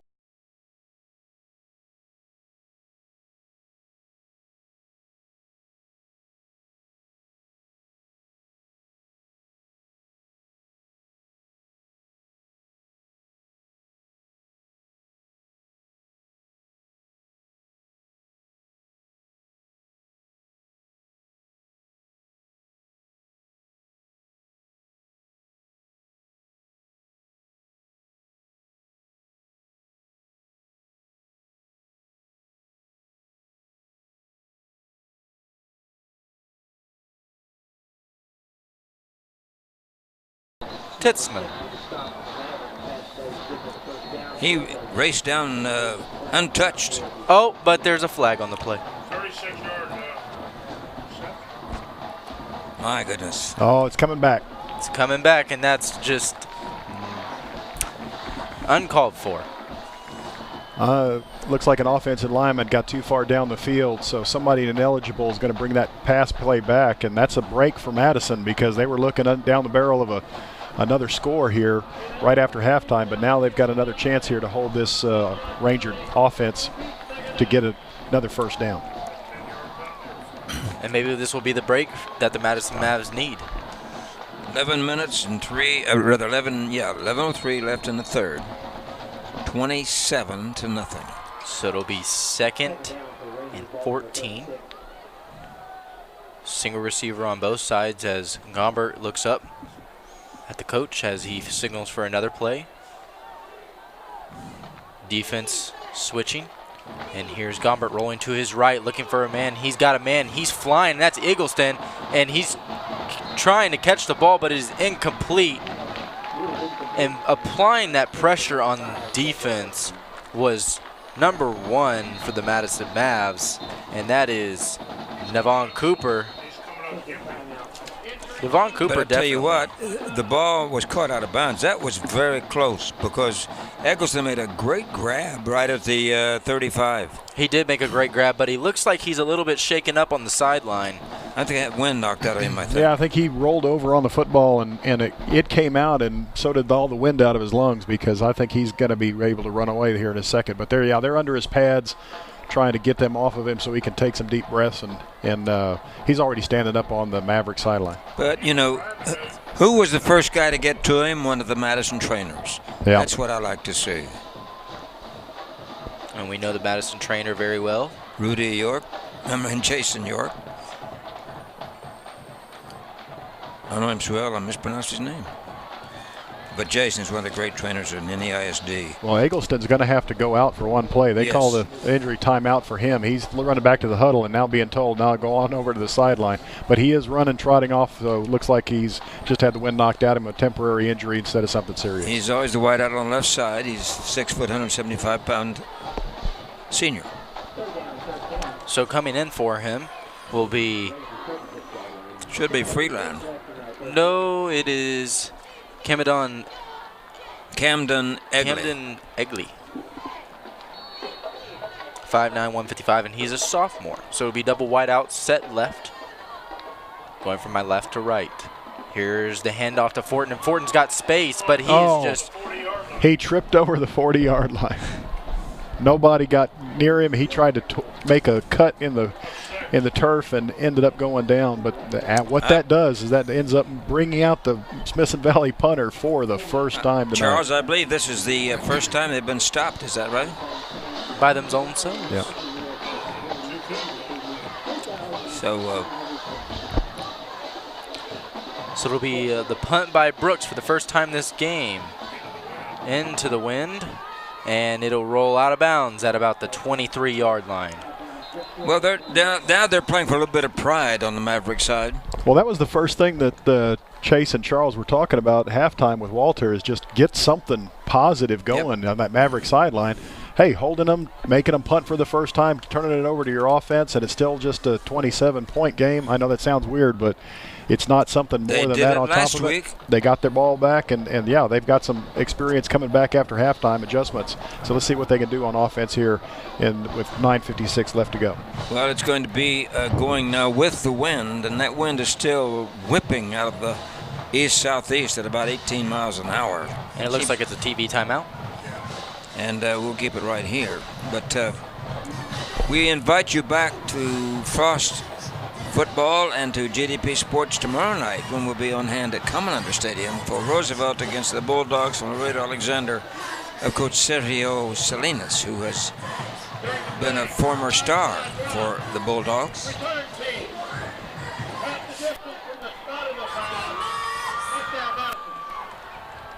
So I think the referee said that there was a penalty on the it's going to be a penalty after the play on Madison. Yeah, it's going to back them up half the distance. It was a 15-yard penalty, something major. Some extracurricular activity after the play was over, and we're still waiting for the TV guy to get off there. Frustration. Yeah. Frustration penalty, and that's going to be first down, and golly, about what, 20? And that's going to cost him. Yeah, it's first and 10. First and 10 at 11, yeah. Here's Garza. Takes a snap and he hands it off to Gill, and Gill looking for space, and he knocks through the hole. Playing with a little more aggression this time, and he gets to pick up a 2. It was a counter, but it didn't work because you saw Witcher and Moore and Brooks and Hobeck close the gap early. 9:34 to play in the third. Still 27-0. So Josh Cooper and Navon Cooper will be on the left side. And set out right is R.J. Kyle. Here's Garza taking the snap, and he throws it out to Cooper, Navon Cooper. And he is knocked out of bounds at about the 18-yard line. Mason Livingston. So that's a pickup of 4. 3rd and what, 3? 9:19 to play in the quarter. Going to the north. So the Madison Mavs will have to do something here in order to attain a first down. So it'll be double wide out set both sides. Oh, my. They got I don't know if the defender was drawn off or if somebody moved to draw him off. Because that was Trey Witcher. Yeah, legal procedure, and that's why he was offside. That right guard jumped up out of his stance to go back into pass blocking, and that drew the flag. Makes that 3rd down a little more difficult. Here's double wide out set both sides. Once again, here's Garza dropping back to pass. He's being pressured. He's got Gill. Gill caught it, and he's trying to get more yardage, and I think they gave him the first down. I think he got the first down. That was just a great call and great execution. Oh, my, he got it by the Walter's shoe size. Yeah, one of the big guys, Anthony Herrera, out there, 320 pounds, helping block out there downfield. So now I have a question. What is your shoe size, Walter? Okay. That infers that it was 10 inches. Here's Garza with trip set left and a single receiver on the right. Here's the throw out to Cooper once again, and he is getting more yardage, and he is using his fleet feet to make some moves. 8 yards. That is just, the Madison Mavs are starting to pick up momentum a little bit, trying to get a little more passing looks than Mason running Livingston looks. makes the stop. 8 minutes, 40 seconds left in the 3rd quarter. So it'll be double wide out set both sides. Here's Garza. Takes the snap. He's looking back to pass. He has a man, and that is on the right side, and it is. Yeah, got there a little bit early. Could be pass interference. Great catch and drop by R.J. Kyle. So Isaiah McHugh, the defensive back, just he was tight coverage. Really, just could have stayed in there, but he went aggressively through the receiver, and that's why they're going to call pass interference here.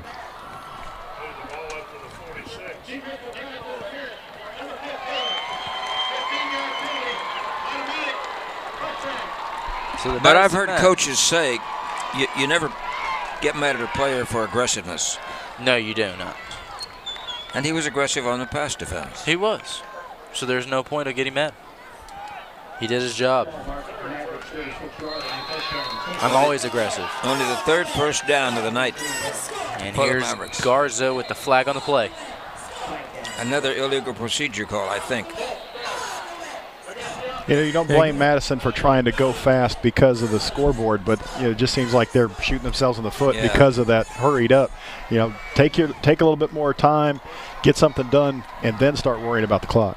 And going back to that pass play, that's the first downfield pass that they've had. They may try it again. He puts Cooper in motion, and it's a handoff to Gill, and Gill trying to run up in there with a gain of about 3 yards. Well, at the bottom of that stack, and they have had so many great defenders tonight. Carson Padilla over at left linebacker. You know, guys, what I see is this Madison offense does not have the skill of Dante Hagens back there to keep her every now and again, and it just seems like they're able to key on Gill every time. That's a good point. So here's there's one keeper. There you go. First keeper of the night by the quarterback. First time he's pulled it out of that zone read. Well, he already he picked up 2 yards, so it's still 3rd and 10. And I think you're right, Mark, because when Dante Hagens was in there, they were having to worry about 2 players in the backfield that had amazing speed and that could get to the outside, and that was where their sweet spot was. So it'll be trip set right with Josh Cooper on the left. Here's Garza taking the snap, looking towards Josh Cooper, and he's throwing to Josh Cooper, and it is just overthrown Well, he was desperate to get rid of it, and it was intercepted out of bounds. Making the interception was Jalen Nutt. And yeah, he didn't give Josh Cooper any room. None. Well, 7:08 to play. 7th punt coming up. And there's 7 minutes, 6 seconds left on the clock. And here's the boot with the wind. And it is going to go down to about the 16-yard line. And it is fair caught. Making the fair catch was Mason Livingston. For 38 yards. So now it'll be the Smithson Valley Rangers' turn. You know, the very first coach for Smithson Valley was Tom Kosser back in 1976. The first win was 32-0 over Comfort, Texas. Go Bobcats. So, and they've had a tremendous record here at Commander Stadium. Coming in here last year, they were 21-4 playing on this turf. They're 11-2 over Reagan and 2-1 in the playoffs. They continue to be the dominant factor when they play a Northeast Independent School District team in 26-5A. And, you know, the first week of the season, you remember 2 weeks ago we were talking down on the field, and we talked about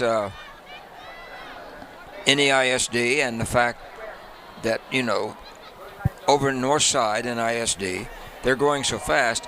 There was talk that maybe 2 schools would be moving over here. And the mention was of Brandeis and Clark. Remember that, Mark, 2 weeks ago? Yeah, well, that district is so big already that they've got their entire schedule over there to play everybody in the district. You got 1 non-district game and then 9 against district opponents. So I'm sure realignment next year is going to. I think everybody's kind of waiting to see what realignment does next year. They mentioned Brandeis and Clark. That would be a pretty good twosome to join. That definitely would. That would bring on a little bit of variety. So it'll be Gombert with the throw out to the left, and it is just it was a little too high, but it was definitely catchable. But it was just zipped in there, and the receiver just didn't have enough time to process it. Cooper Douglas just couldn't get his hands up. So that'll make it 2nd and 10. Yeah, there were 51-yard reception in the first half. 6:56 to play. So right now, the Mavericks have been able to hold off the high-powered attack of the Rangers. But the Madison Mavs defense can do something here, as it being 2nd and 10. Here's Eggleston in motion, and here's the handoff to Fortin, and Fortin knocks off his lineman. Probably the best defensive play they've had all night. Gain of 4, but at the bottom of that orange crush stack in the defensive unit was 13. And there he was lucky. Yeah, it was 13. It was Deshaun Higgins as well, driving his legs, pushing the other way. So they were able to hold him to a short gain there, 3rd and long. Deshaun Higgins being one of the leaders on the defensive side of the ball. 3 and about 7, 6.5 actually. So it'll be single receivers on both sides out wide.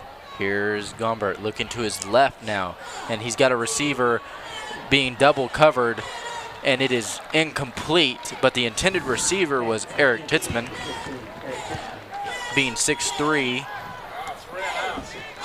First 3 and out of the night. Yeah, Titzman had that ball, and he had it in his grasp. He just couldn't hold on.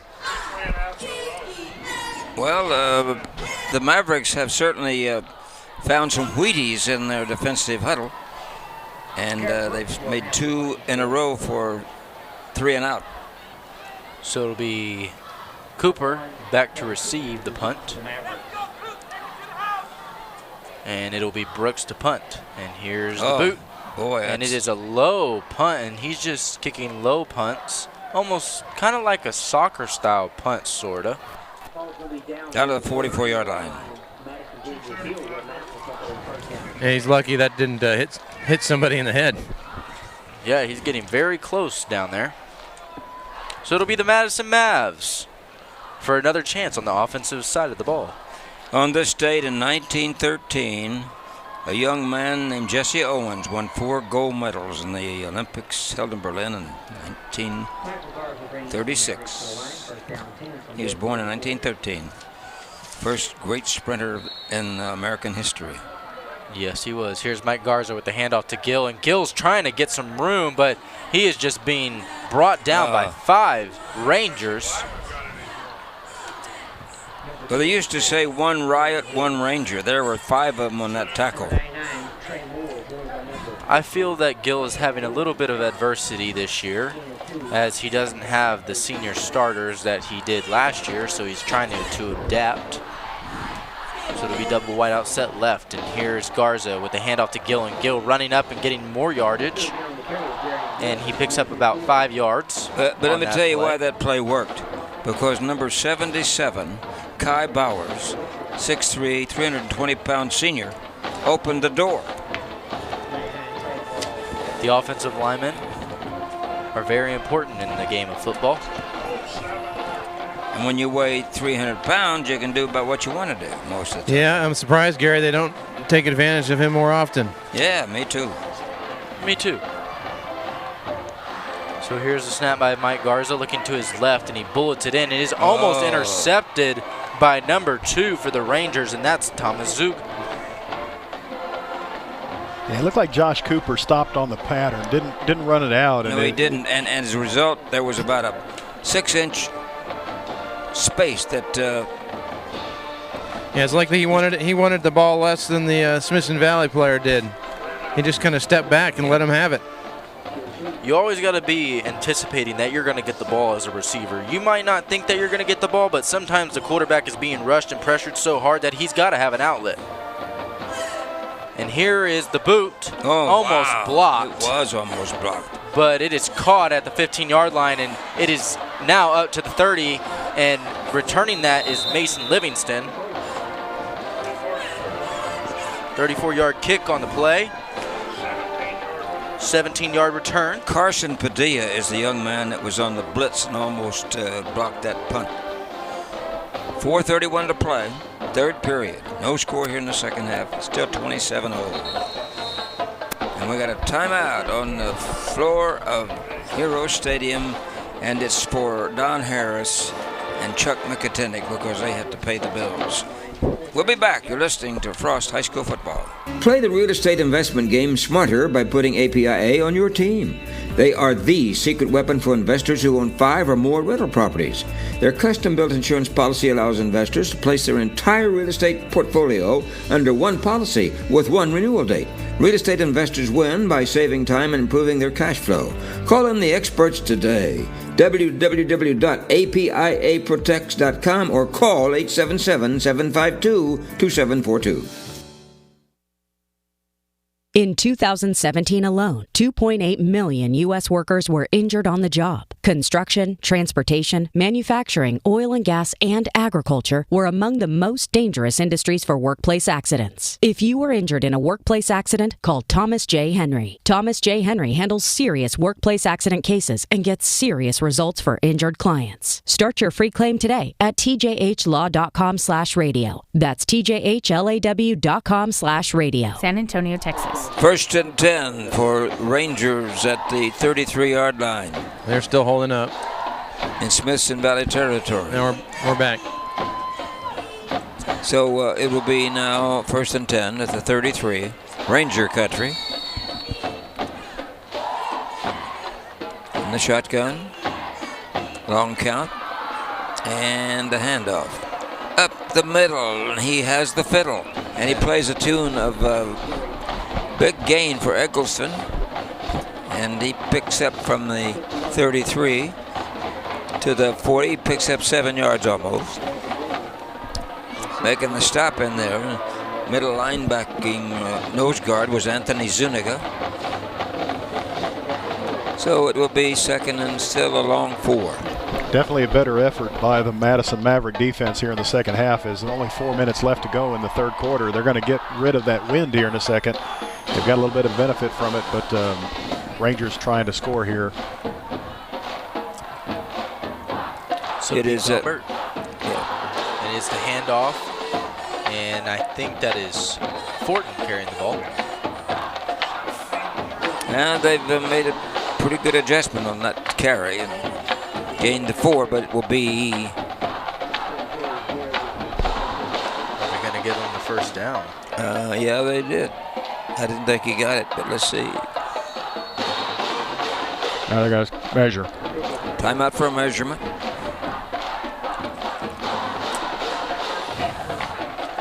You know, this is a significant birthday today. Born in 1949, Charles Burlingame III had a birthday today. He was a pilot of American Airlines Flight 77 that was hijacked, of course, on 9/11 and flown into the Pentagon. Charles Burlingame III was born in the state in 1949. Don't ever forget it, friends. Don't ever forget it. Looks like they're just a tad short.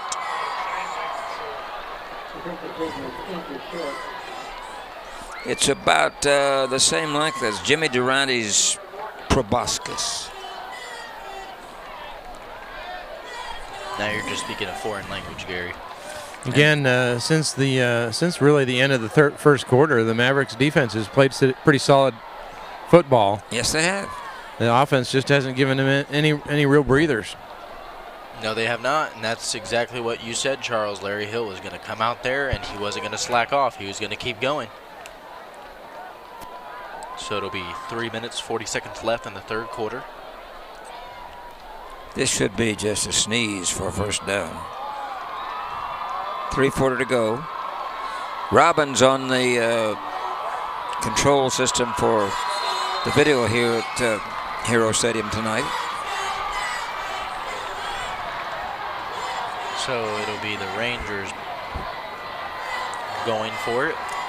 He should just put his kneecap down for this first down. So it'll be Fortin trying to put it in there, and he's got the first down. Needed an inch and got a yard. 2 yards. So that'll make it 1st and 10 on the 45-yard line.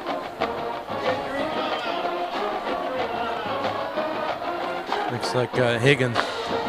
Oh, they can't afford to lose him. My goodness.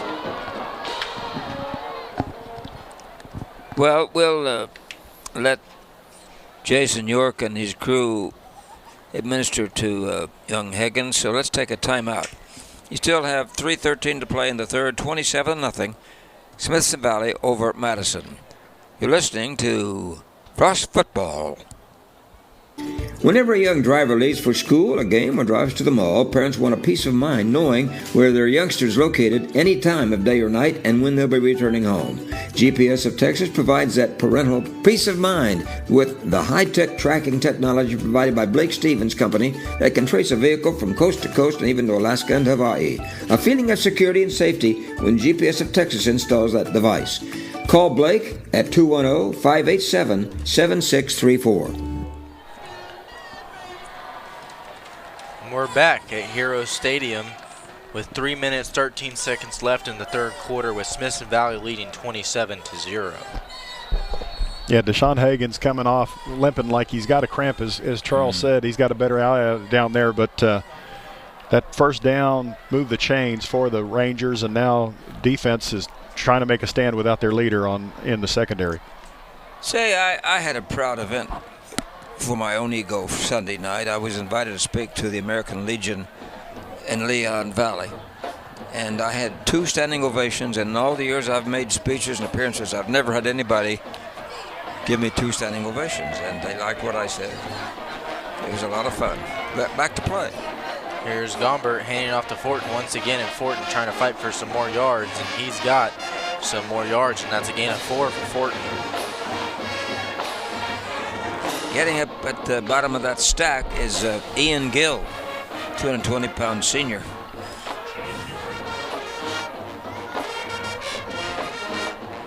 I was not in the audience, actually, when he got the standing ovation. I don't know where I was, but He says he's never gotten a standing ovation. Well, that's not true because I give him standing ovations all the time.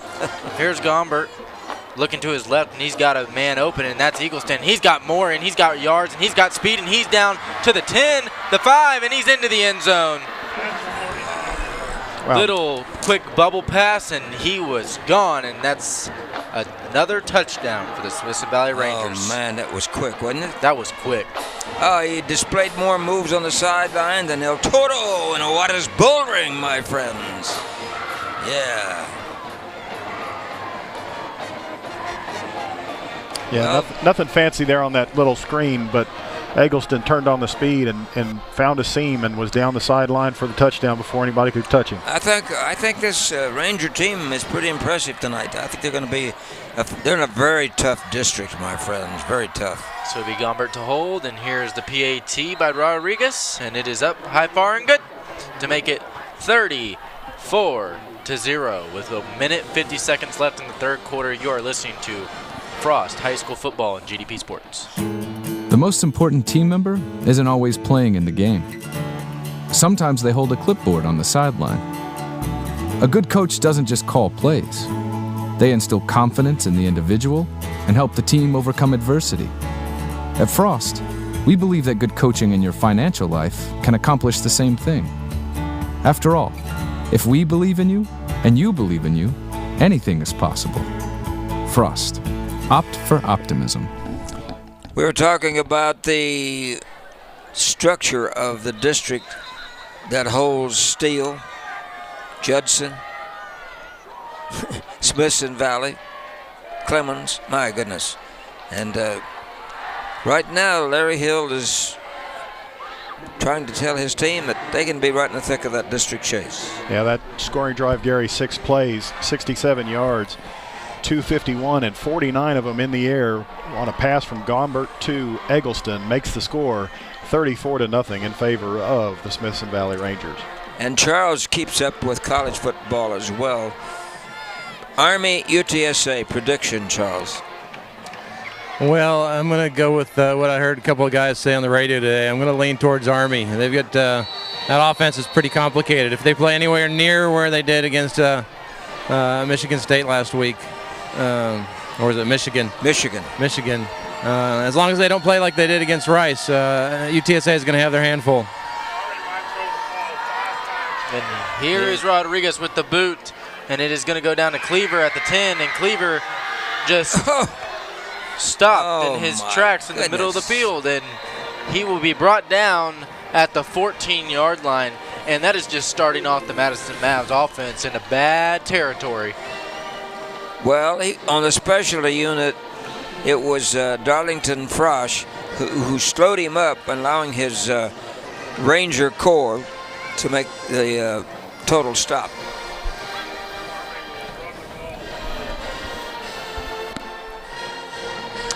So now it'll be the Madison Mavs' turn to see if they can put some points up on the scoreboard. Maybe they got 141 to go with the wind. If they can hold the ball for 141, then they can go into the fourth quarter. Here's Garza handing it off to a new running back in there. And that is number 28 for the Madison, or actually 29, and that's Gabriel Green. Is that another the Green family? My goodness, they've had kids there for the last 25 years. You had Gary Green, you had, who? Aaron Green, right? He went to Nebraska. So it'll be trip set right, and here's Garza looking to his right, and he's got a man open. Oh. It is just a little overthrown with the flag on the play. Well, back defending on that play was Cullen Betsy, and Betsy may have interfered. We don't know yet for sure. The intended receiver on that was Rick Caceres. Let's go down to Charles Vickers, who eyeballed it from across the way. I'm thinking there might have been an illegal man downfield there. Yep. Kind of hard to miss. And it was. That's the call. Yeah, it's a big man, number 68. He's kind of in the middle of the field. It was an easy call. Zach Harris. Yeah, they had Caceres out on that wheel route, almost wide open, but little bit overthrown, and it would have come back anyway. 1 minute to play in the quarter.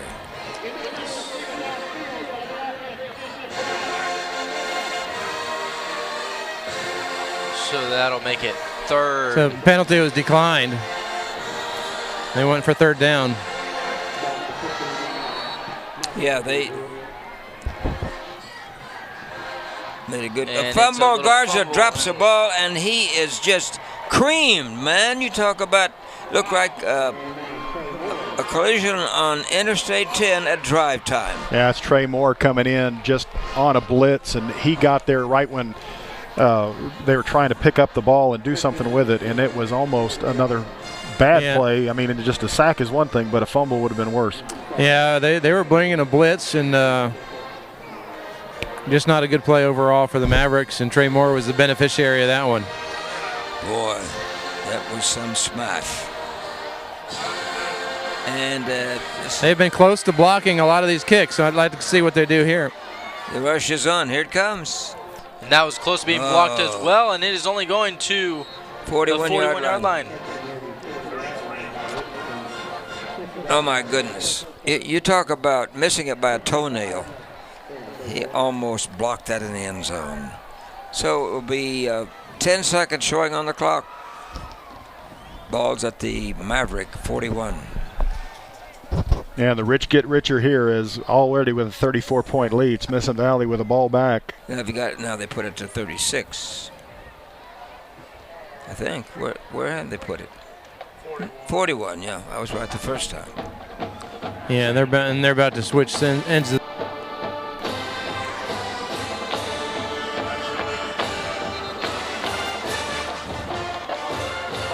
Last play of the third period. 34-0. The Rangers. New quarterback. Yeah, new quarterback already. So it'll be the snap, and it is a little bobble snap, and it is a low throw, but it is caught, and that is Freeland making the catch. They're going to say his knee was down. Strachan is the new quarterback. Stracchen. And that ends the third period. And our score, 34-0. The Madison Mavericks haven't been able to get out of the corral tonight. And they've been branded and roped. And it is the end of 3. You're listening to Frost High School Football.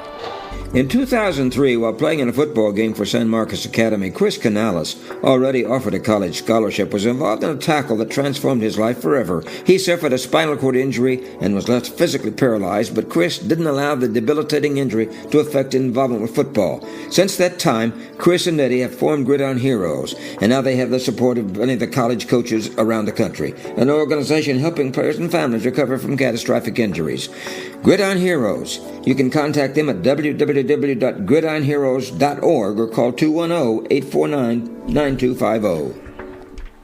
And we are back at Hero Stadium with the start of the fourth quarter with Smithson Valley leading 34-0. While we've got a TV timeout, let's go over the third quarter stats. First down, Smithson Valley 14, Madison 3. Rushing yards, Smithson Valley 182, Madison 37. Passing yards, 169 for the Smithson Valley Rangers, 32 yards for the Madison Mavs. That's a total yardage after 3 quarters of 351 to 69.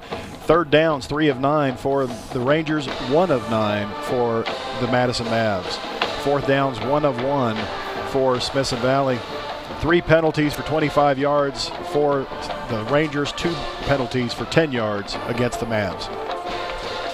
So it's been one of those, golly, I wish I could forget about this game type contests, and you can't. It'll cause nightmares all night tonight. So it'll be Strachan with the snap, and he gives it off and hands it off, and it's a first down, and he handed it off to Gabe Hoskins. Well, he had an easy time of it. He did. He hit that hole, and he was gone. So look, just call your attention to the offensive line. There's some subs in there to include number 77, Colton Thomason, over there on the right guard position. 6'7", 340 pounds, a freshman out there. And the turf is tilting that way, I know. It is. He's bigger than a and rhino. He can block, too. And it's a handoff. And the Madison Mavs are trying to take him down. They finally get 3 men on him. And that kid has no blubber hanging out either. No, he doesn't. No. He's a big boy. 6'7". He was sustaining his block that entire time. 6'7", 340 pounds, and one of the assistant coaches told me before the game that his father is not a very big man. You know, maybe he's done growing. Well, either that or the postman always rings twice. Who knows? And here's the handoff. Oh, what a great open and a great block. You know, it's the job of another halfback when your buddy's carrying the ball to make a block, and that's exactly what Gabe Hawkins did. He opened outside avenue, and he took the freeway down to Marion, Texas. And he helped Camden Eagley get the first down. So that'll make it 1st and 10. 10:40 to go. It's still 34-0, but it's just about to increase here. The ball will be starting at the 15-yard line. The Rangers are in Madison Mavericks. Mighty territory. Powerful team here. Oh, Here's Strachan with the handoff, and this time the Madison Mavs read the play, and coming in there hot and big was Logan Balmer. Stopped Gabe Hawkins. Balmer. Good play by Balmer, and a loss of 2 by Hawkins. So there's 10 minutes left in the 4th quarter. Yeah, Coach Hill getting some playing time under the lights for some of his younger players, but he doesn't have his foot off the gas pedal. They're just kind of coasting right now, waiting till the end of the play clock. Yeah, because Strachan is in there at quarterback, and he throws it out on the flank. It's complete to his trailing receiver. Well, and and that was complete to Egley again, Camden.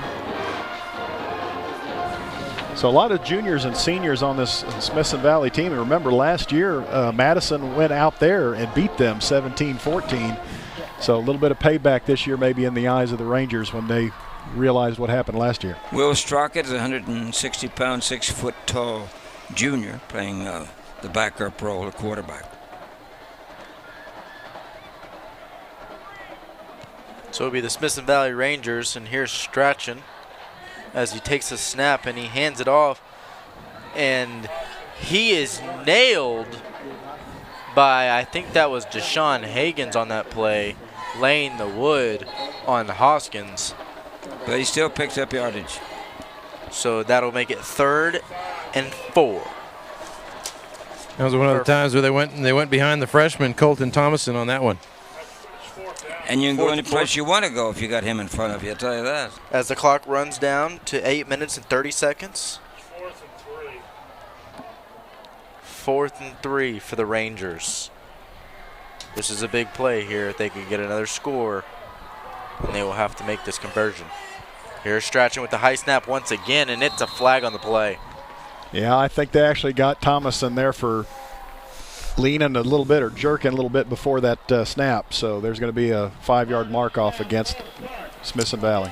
We talked during halftime about the day after 9/11.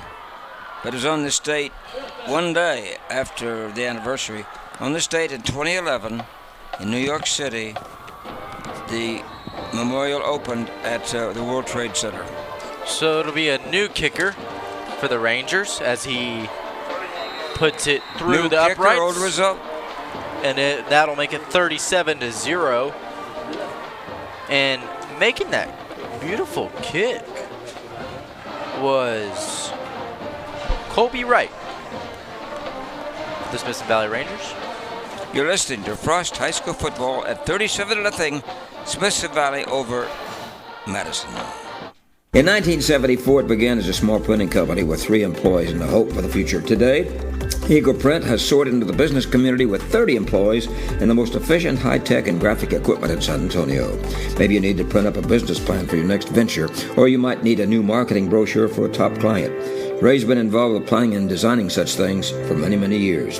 His business cards are true marquees for business, professional, and personal use. That's Eagle Print, located at 8938 Broadway, north of Loop 410. Call 822-1908. We're back at Hero Stadium as the scoreboard just went out. I don't know why. A little technical difficulty, maybe. 37. You think they turned that off, or you think that's? No, it happened accidentally. Oh, okay. No, you got to take this castor oil with the laxative. Yeah.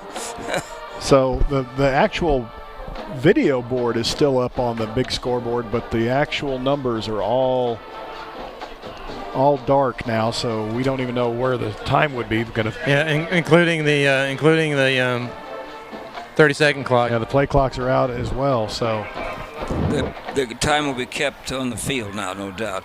It was on this date in 1955. A good actor was born, Billy Bob Thornton. He's had a lot of great movies, hadn't he? Yeah, started out as an independent actor, did a lot of stuff on his own until he caught on. And he did. When he caught on, he really caught on. and potatoes. Yep. And who was he married to for a long time? Jennifer Lopez? No, Angelina Jolie. Oh, Angelina Jolie, yeah. Had last scoring drive for the Smithson Valley Rangers. 9 plays, 46 yards, 3:59 off the clock, culminating in a 31-yard field goal by Colby Wright. Makes the score Smithson Valley 37, Madison 0. If you culminate, you don't need to investigate or even procrastinate, right? Whatever you say, Gary DeLon. Mark is good to have. I'm trying to think of something else with gate, like Watergate or, We should ruminate on what Gary just said. Yeah. Illuminate, ruminate, and dissipate. But don't constipate. That's the key right there. Shut the gate. Yeah, shut the gate. The scoreboard is back on. Oh, good. 8:11 to play. It's getting late. It'll be back deep. To receive will be Cleaver and Cooper. And kicking will be Colby Wright instead of Rodriguez. What a shellacking. No, he's not getting worn out because that's a new kicker. Here's Colby Wright with the boot. And it is a little squib. Outside kick. Yeah, but they were offsides on that. Pull out all the stops. They'll just add another 5 yards to it, and Madison will get the ball. Take it right there, friends. Take it and run. I didn't see who covered it up, but it was a good play by the Mavericks to jump on that ball. So now it'll be the Madison Mavs' turn to maybe put some points up on the board before the game comes to an end. There was a pretty good crowd from Smithson Valley, and now I see on the visitor side of the parking lot the red dots are making their way back toward the freeway now. And I think the Madison Mavs, they never got out of the driveway. They never got out of the driveway? Oh, I thought I saw a little bit more. It was a good crowd here, both sides. Yeah, there was. The Mavericks sides was pretty full. The student section was packed. For sure. And here's the handoff to Cleaver, and Cleaver just has no room to go, and he is just stopped behind the line of scrimmage, and that's a loss of 6 for Cleaver. Well, Garza is no longer the quarterback. Looks like there's another quarterback in there, and that number 3 is Royal Kyle, usually the junior receiver, now back there as a signal caller. Well, yeah, and poor Garza, youngster, didn't have any time at all to release. 7 for 32 yards passing. You have R.J. Kyle and Royal Kyle. So it'll be double wideout set left, single receiver on the right. Here's Kyle with the handoff to Cleaver, and Cleaver trying to get up the middle. Pick up a 5 for Cleaver, so that'll make it 3rd and about 12. And blocking on the play was the right guard, and that's Ryan Guffey, C-U-F-F-E-Y, and he is a 235-pound junior. So the Madison Mavs are looking for something. I think you'll look for the crowds to start to diminish pretty quickly. 2-1, and that is a penalty on the play. I thought they were going to call a timeout, but I guess not. 6:41 to play. So that'll be a delay of game on the Madison Mavs side of the ball. The Madison Mavericks would like to do this one over.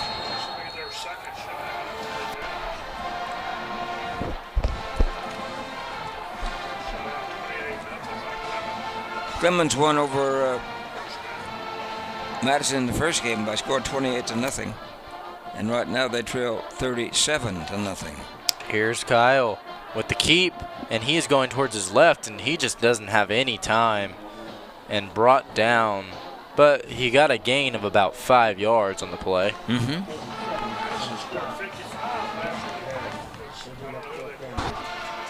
Madison came from behind last week and won it by scoring 55 points. Against who? Played an Austin team last week. Yeah, they had, it was Austin Bowie. So it'll be punt time for the Madison Mavs, as George Johnson will kick it away. 10th punt for the Madison Mavs as it rolls out of bounds at the 29-yard line. They realize, though, that this is tuned up for district play. What they'll do is they'll go home tonight and they'll meet in the locker room tomorrow, and they'll forget it. That's what the coach would tell them. You forget last night, boys. Tomorrow is another day because we start district play next Friday. And they will be watching film, maybe get in the weight room a little bit more, and get prepared. I don't know if you even watch this film. You may just decide, let's move forward, and they've got not a whole lot to look at if they went back and looked at this film. I'm sure that if there was anything that was close, you start trying to use this as a teaching tool, but they've kind of been flat on both sides of the ball tonight. Johnson and Reagan will battle next week on our GDP Sports Frostbank extravaganza here, and we invite you to join us then. We have a timeout. Let's take a brief pause for a cause. We'll be right back. Listen, Frost High School football. According to the National Highway Traffic Safety Administration, motorcyclists are 26 times more likely to die in a crash compared to other motorists. Motorcycle accidents can cause severe injuries, from road rash and broken bones to spinal injuries, brain injuries, and death. If you or a loved one were injured in a motorcycle crash, call Thomas J. Henry. Thomas J. Henry handles serious motorcycle accidents and gets serious results for injured clients. Start your free claim today at tjhlaw.com/radio. San Antonio, Texas.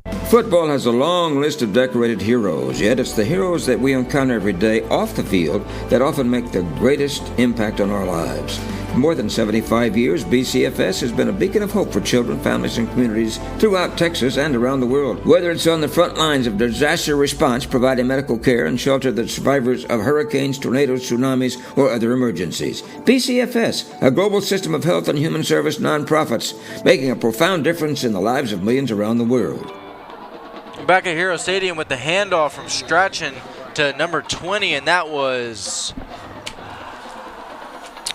Justin Avery on the play, running it to his right side with a pickup of about 6 yards. They have a bunch of clones at running back. They're all about 5'8", 175, 180, and they've all got that great leg drive and that great outside speed. And great acceleration on the pickup. They may have all that great, but what they've got in common is they all run behind that monster offensive line. So they do. Good point. They do. 4 minutes, 56 seconds left on the clock in the fourth quarter. Double wideout set left. We'll go down to Charles in a moment. Here's the snap, and it's the handoff, same handoff, but he trips over his own legs, and that was, again, Avery running the ball. Charles, they're just beating him at the line of scrimmage. They're out rushing, out hustling them, and they're a step ahead on every play. Yeah, they sure are. And right now, Big Thomason, number 77, has come up limping. They may take him out of the game. But just really winning in the trenches on both sides of the ball. And we talked about that a lot throughout the year. And Smithson Valley is demonstrating just exactly how to do that. And Thomason does walk off, gimping a little bit. Looks like he might have had lower ankle sprain or something, not too major. 6'7", 340 pounds. That's a big freshman boy. I'd hate to have his bill for his food budget. That's as big as some of the Longhorns in the Dome when they have the rodeo. Okay, here's the handoff. Justin Avery with the ball, and he's getting some good yardage as he picks up the first down and a lot more. 4 minutes left on the clock in the fourth quarter. I don't remember the year that it was, but there was a much made about the Houston Oilers offensive line in the mid-'80s. They were the first offensive line to average over 290 pounds. And now you have a freshman in high school, 320 pounds. So freshman, he's 13, 14 years old, and he's 14. That's amazing. My goodness. That is amazing. They have, I bet they have to have a double foundation on the bedroom side of his house. Here's a handout to Justin Avery as he tries to plow through, but the Madison Mavs are just keen on it now. So that'll make it second and about 9. No gain. Gain of 1. And you're down to 3:10.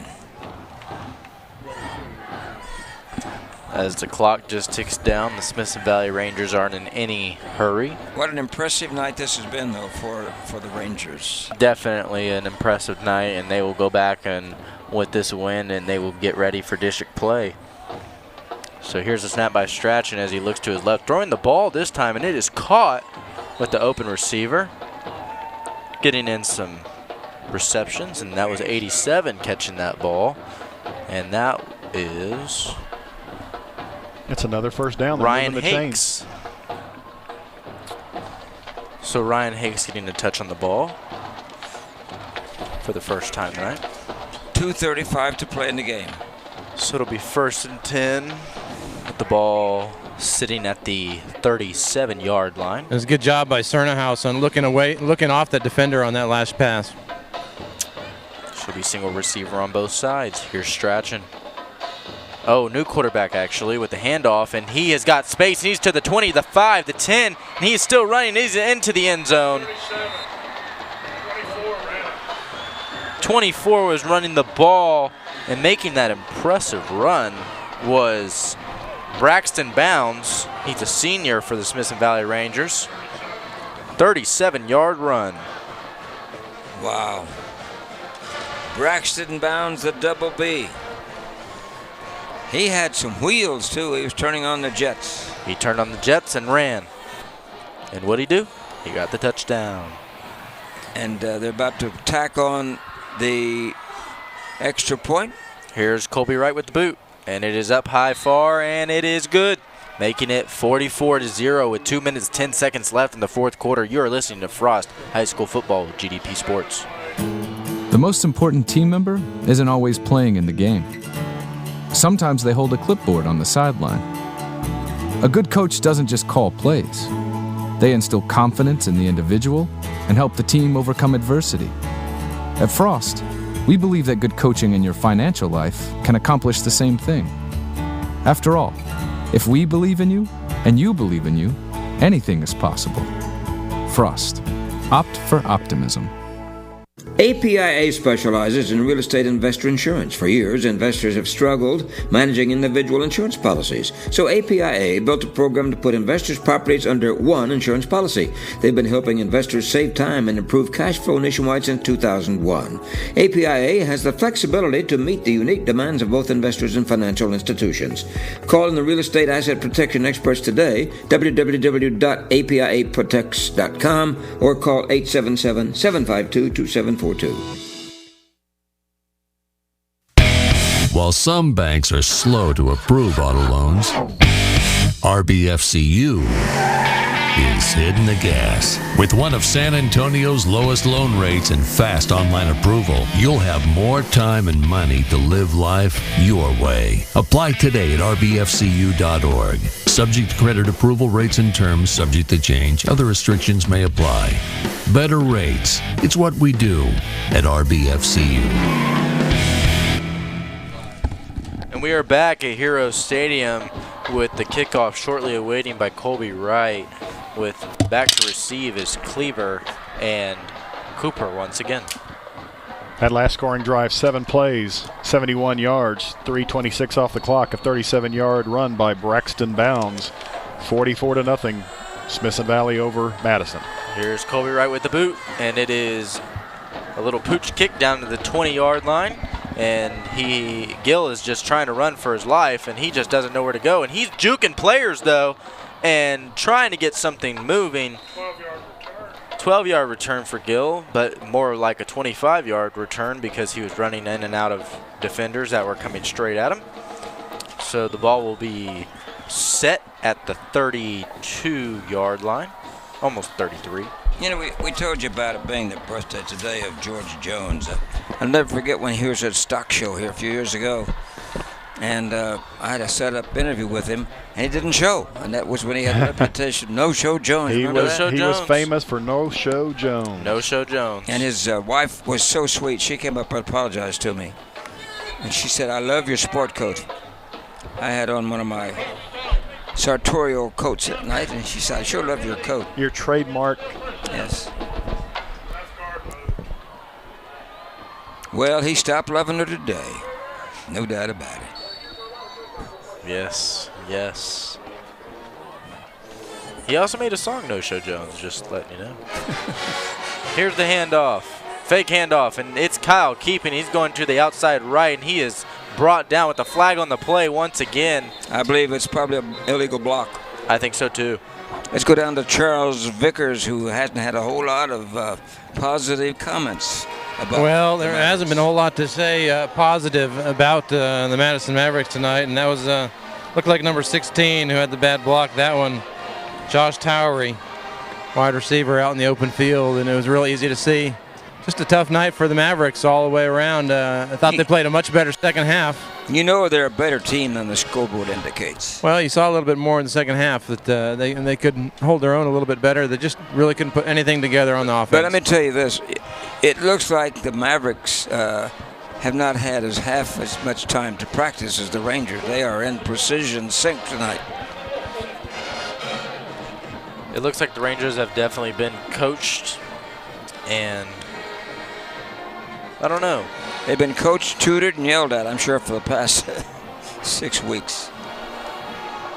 They definitely worked out the kinks. 1st and 25, chase after a 15-yard penalty. Double wide out set right, single set left with 1 minute and 30 seconds left in the fourth quarter. Here's the snap by Kyle, and he hands it off, and there's just nowhere for that Madison Mav to go. And running that ball was number 29 for the Madison Mavs, and that is Gabriel Green. And they are trying, but, you know, as they say, his dauber's down right now. That's the entire Maverick attitude, it seems. Yes, that looks like the entire attitude of the team, and I thought it was going to get a little bit better, but it just followed up with. And you're down to the last 60 seconds of this one.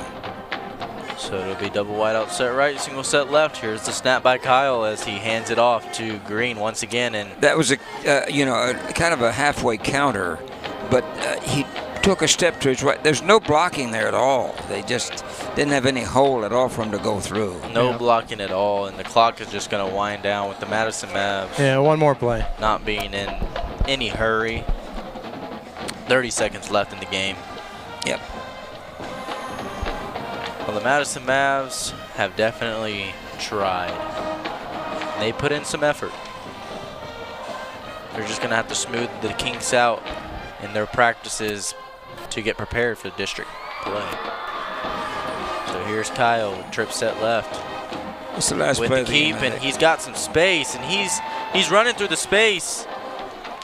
just coming short of the first down. And that's the end of the ball game right there.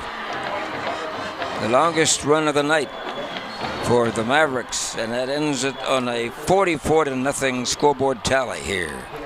As the Rangers left the state capitol and arrested all of these Mavericks and took them to the stockyards and branded them pretty well tonight. Yes, sir, indeed. Yes, sir, indeed. 41-0. 44. 44-0. And it was a pretty good spanking by the Mavericks tonight. And actually, I knew that the Rangers were favored, but I didn't think that they could withstand the speed. The whole tenor of the game, though, was set in the first quarter against the wind. That was the factor. I think that was the X factor in the ball game, Mark. Well, you got the wind at your back. You were able to do something with it, then get good field position on top of it, keep the Mavericks off the field, and sooner or later the defense just kept wearing down and wearing down. So when you got the wind at the second quarter, it didn't help you any, and it just was an avalanche from the beginning, and it just kept piling up on the Madison Mavericks.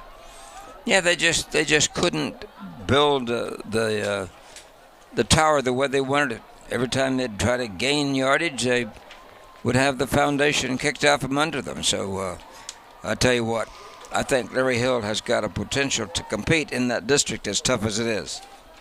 Well, a couple of years ago, that district was the same toughness as it is now, and all of them went to the playoffs.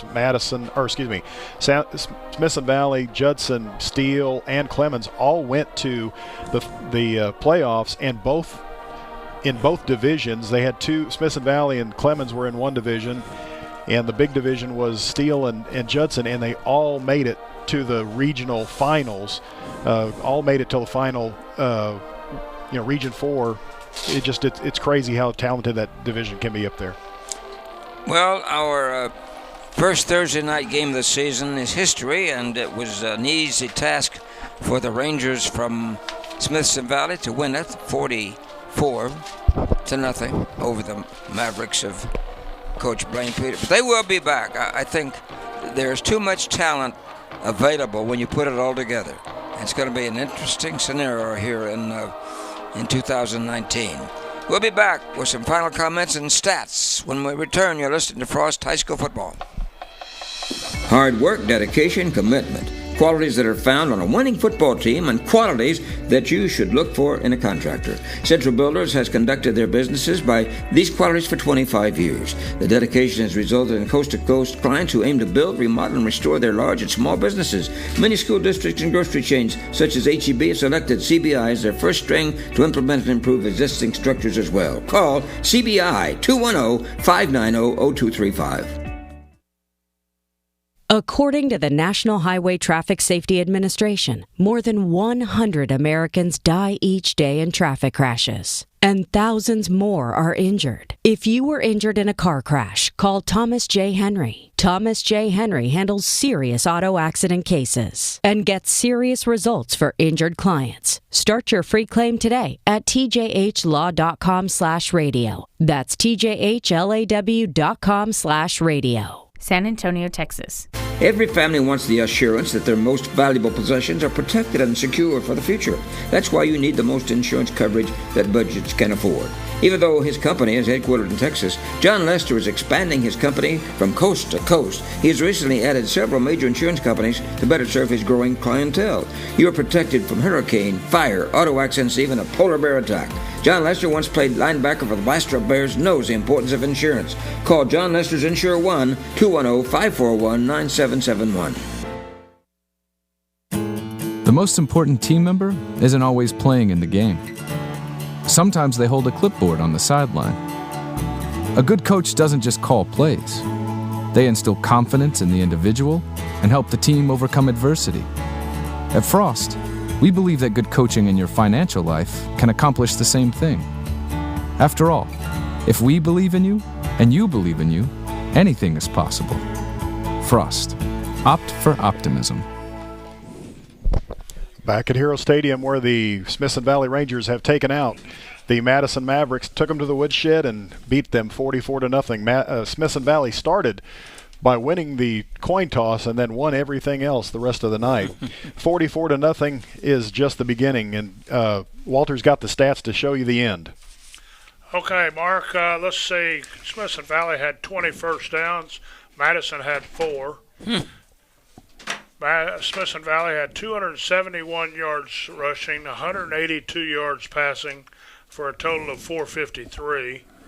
Madison had 69 yards rushing, 32 yards passing, for a total of 101. Third downs, 3 of 10 for Smithson Valley. Madison 1 of 10. Fourth downs, Smithson Valley was 1 of 2. And both teams had 5 penalties. Smithson Valley 35 yards, Madison 45 yards. So once again, Smithson Valley all over the stat sheet as well as all over the scoreboard, and it could have been much worse, Chase. We talked about 44-0, but you had to settle for Smithson Valley. They only settled for 3 points 3 times, so it could have been much worse. It could have been 60-0 or something like that. It definitely could have been worse, but I think that all comes down to the Madison Mavs just trying to, maybe play for a little bit of morale and trying to get a little more, I want to say, advancements in their defensive and offensive play so that they are ready for the district play. I think that they'll go home tonight and they won't worry about it. They won't say a word about the loss, and they'll come back tomorrow, which is a school day, which is kind of hard for players because you come back on a school day and you're kind of tired and you kind of want to be off for that second day, but you're going to have to go through school. You're going to have to go through the motions. You're going to have to keep your grades up. And I think it's just going to be one of those points where the coach is going to say, we did take the loss, but we're not going to worry about it. We're going to move on. We're going to see what we can do to improve y'all before we go into district play, and maybe we can get some wins in district play. Yeah, and I think that extra day is going to come in handy when they're trying to get back on track, because tonight, if you ask me, the big story was the domination of both sides of the line of scrimmage. The offensive line for Smithson Valley, big monster guys, they were able to push around Madison all night long, and defense couldn't do anything to stop the Smithson Valley Rangers tonight. So with that in mind, I think they're going to have that extra day of practice and try and get ready for district play. And remember, the rest of the season is long, and you don't get to the playoffs by these scores. You get to the playoffs by your district. And that's 100% next true. Week they start 0-0. Yeah, next week you start 0-0, and you got that extra game and start off district play, which I agree with y'all. Y'all said at halftime that district is wide open when it comes to who's the favorite this year. Last year's district champion Madison, you saw what they did tonight, and some of the other teams that qualified. You may have some teams at the bottom come up and surprise some folks, but. We saw a game tonight here that they were just kind of outclassed from the beginning and ended up with a lopsided score. So that's about all we can say from Hero Stadium tonight. Well, next week we will be getting ready to see Laredo Alexander versus Roosevelt at Comalander Stadium. It's going to be a great game, I think. It's going to be competitive, and I think Laredo Alexander is going to bring a lot from the Valley, because usually the Valley teams come up with a lot of tenacity, a lot of aggression, and are ready to play. Yeah, no doubt about it. And that game's tomorrow night over at Comalander, and then next week a district play with was it Johnson and Reagan, I believe. So we'll be coming to you both live and in person when we look at that district breakdown. Smithson Valley comes into San Antonio and puts a whooping on Madison. Laredo schools like to come to San Antonio and make a statement also. They 100% do. So it should be an interesting game tomorrow night at Comalander. They want to make a name for themselves. They want San Antonio people to see what they have down there, and maybe that they can advance on to the playoffs later on in the season. You never know. Yeah, they might be bringing a big crowd from Laredo also, with it being the weekend. They just might. So with that being said, 44-0, Smithson Valley takes down the Madison Mavericks, and we'll be there tomorrow night at Comalander Stadium, as well as the rest of the season, covering the 27-6A district for the Northeast School District. From GDP Sports, my name is Mark Witherell for Gary DeLon, with Charles Vickers in the back, Chase Holly, Russell Stoops, and the man pulling the buttons and taking all the levers tonight, Rob Hicks. So we'll see you again next week, and thank you very much. This is Frost High School Football. Thanks, everybody, for joining the GDP Sports broadcast of tonight's contest, brought to you by our following sponsors. Frost, more than a century of serving Texans, and now in the Frost Tower. Central Builders, the Ehrlich family is dedicated to the construction industry with coast-to-coast projects. The law firm of Thomas J. Henry, open 24 hours with legal experts on call. John Lester's Insure One, providing Texans with home and auto protection. By Randolph Brooks Federal Credit Union, a credit union that puts people before profits. By APIA Connected Investors, Shannon DeLon, providing insurance for real estate investors. BCFS, a beacon of hope for families around the world. RE/MAX, by Chris Collins, buying or selling a dream home in the real estate world. GPS of Texas, peace of mind for all drivers with installed tracking devices. Dr. Eric Kuhl, providing that $1 million smile with a future of dental health. By Gridiron Heroes, dedicated to assisting young men suffering from football-related spinal cord injuries. Cher Hills Baptist Church, where the Lord provides the football field for eternity. By Mecca Sportswear, supplying the leather jacket of pride for your school and sport.